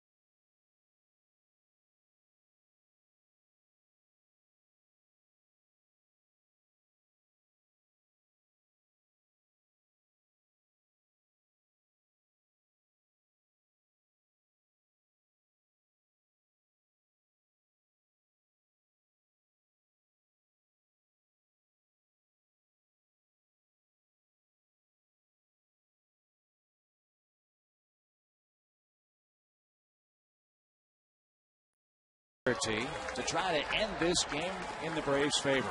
He'll have to do it against a pinch hitter, young man with very little major league experience, Danny Worth, out of Pepperdine University. He's had a pretty good road trip. He hasn't played much, but he's 4 for his last 10. O'Flaherty last night, a third of an inning. He also walked the batter. The Tigers bench pretty potent. They still have Johnny Damon over there. They have Gerald Laird and they have Don Kelly.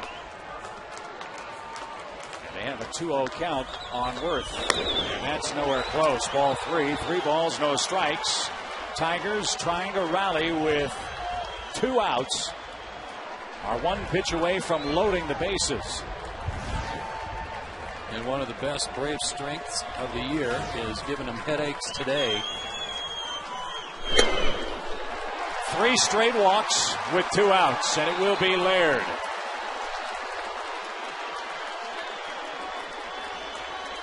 And the importance of that is self-evident. You have Guillen and Ingeborg. A hit could tie this game now.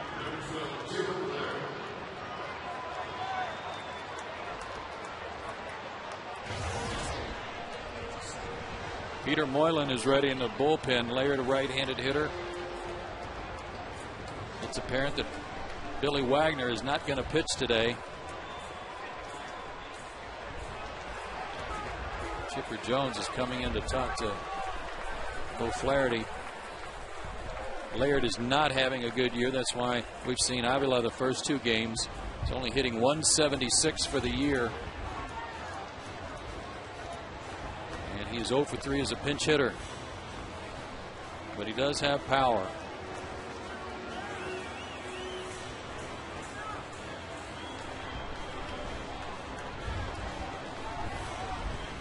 Miguel Cabrera homer with 1 out, then a strikeout of Brennan Bosch. Bases empty, 2 outs for Saito, but 3 consecutive 2-out walks as Detroit in business. The last walk really the most harmful because it moved 2 runners into scoring position instead of just 1. And that's the tying run at second. That's the run that means the most right now in Inge. The most important stat for O'Flaherty is first batter faced. He didn't get Worth, and he's behind Gerald Laird. He hadn't thrown a strike yet. Hadn't come close. Maybe a few butterflies. Eric O'Flaherty does not have a career save.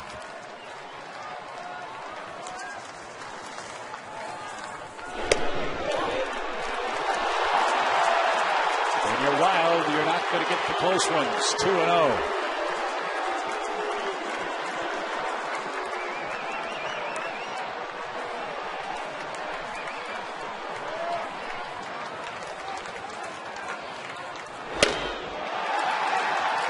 Same place, missing the same place. He's flying open, and his arm's dragging behind him, and as a result, he can't get on top of the pitches.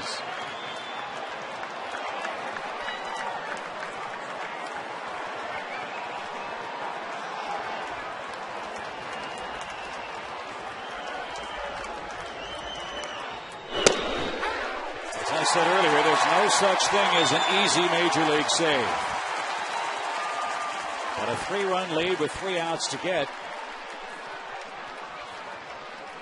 O'Flaherty, the second pitcher of the inning. 27th out, always the hardest. Just throw another one in there. Make him hit it. Might have swung at ball 4. Now it's a full count. Might have.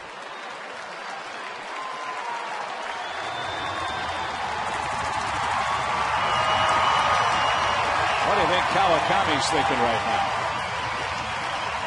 I don't know how you say it in Japanese, but something along the lines of, are you kidding me? Or strike 3 would be nice.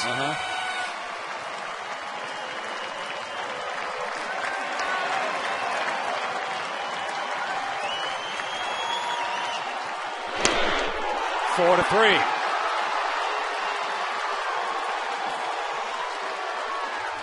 And now the top of the order. And now you have to go get O'Flaherty, and now you have to bring in Moylan. A righty-righty matchup as the Detroit Tigers are within a run, and they've got Jose Valverde as their closer, and a hit could put them in front. So Eric walks 2 men, doesn't retire a soul, and the game's still on the bases for the Tigers. Moylan versus Jackson next.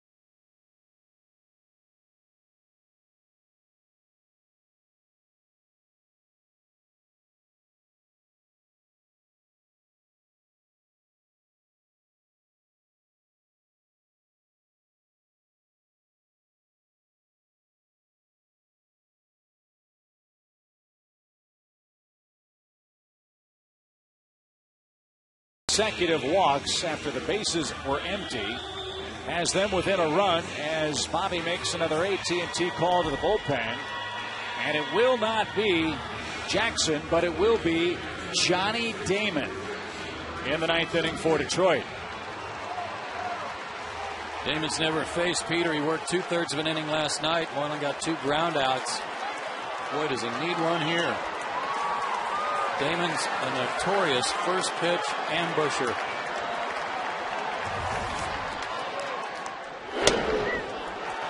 Braves relief corps in this inning can't get ahead.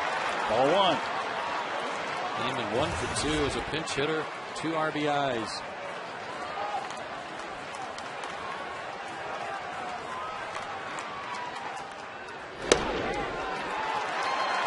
Peters retired 25 of 38 first hitters. He too does not have a save this season. Billy Wagner obviously unavailable today.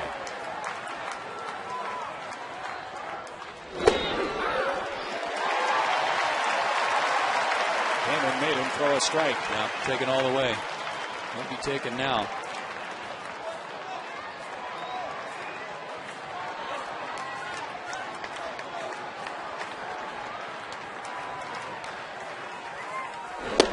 Nearly hit it.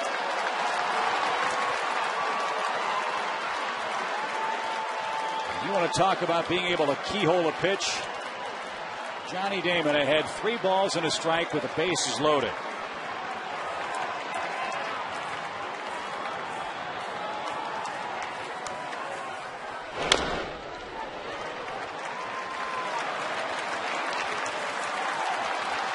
I'll tell you, let's get all the Braves up on the rail in the dugout.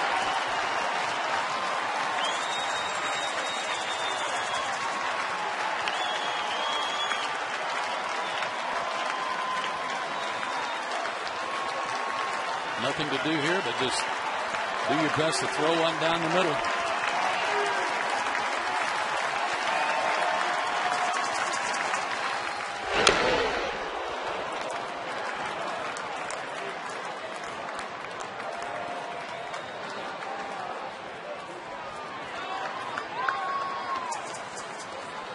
A great at bat by Inge helped set up this inning. Sure did.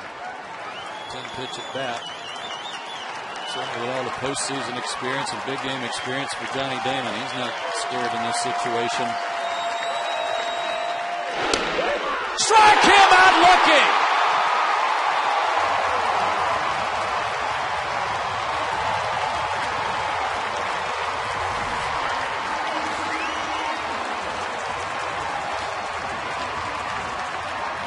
Peter Moylan's first save preserves Kenshin Kawakami's first win.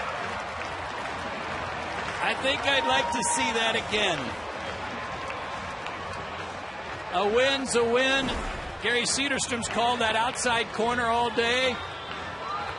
But I'm sorry, that one was way off the plate. And I'm taking the coat off. Thanks to Gary Cederstrom. Woo!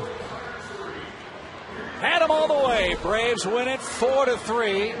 Chipper Jones, 3-run homer, the decisive blow for Atlanta.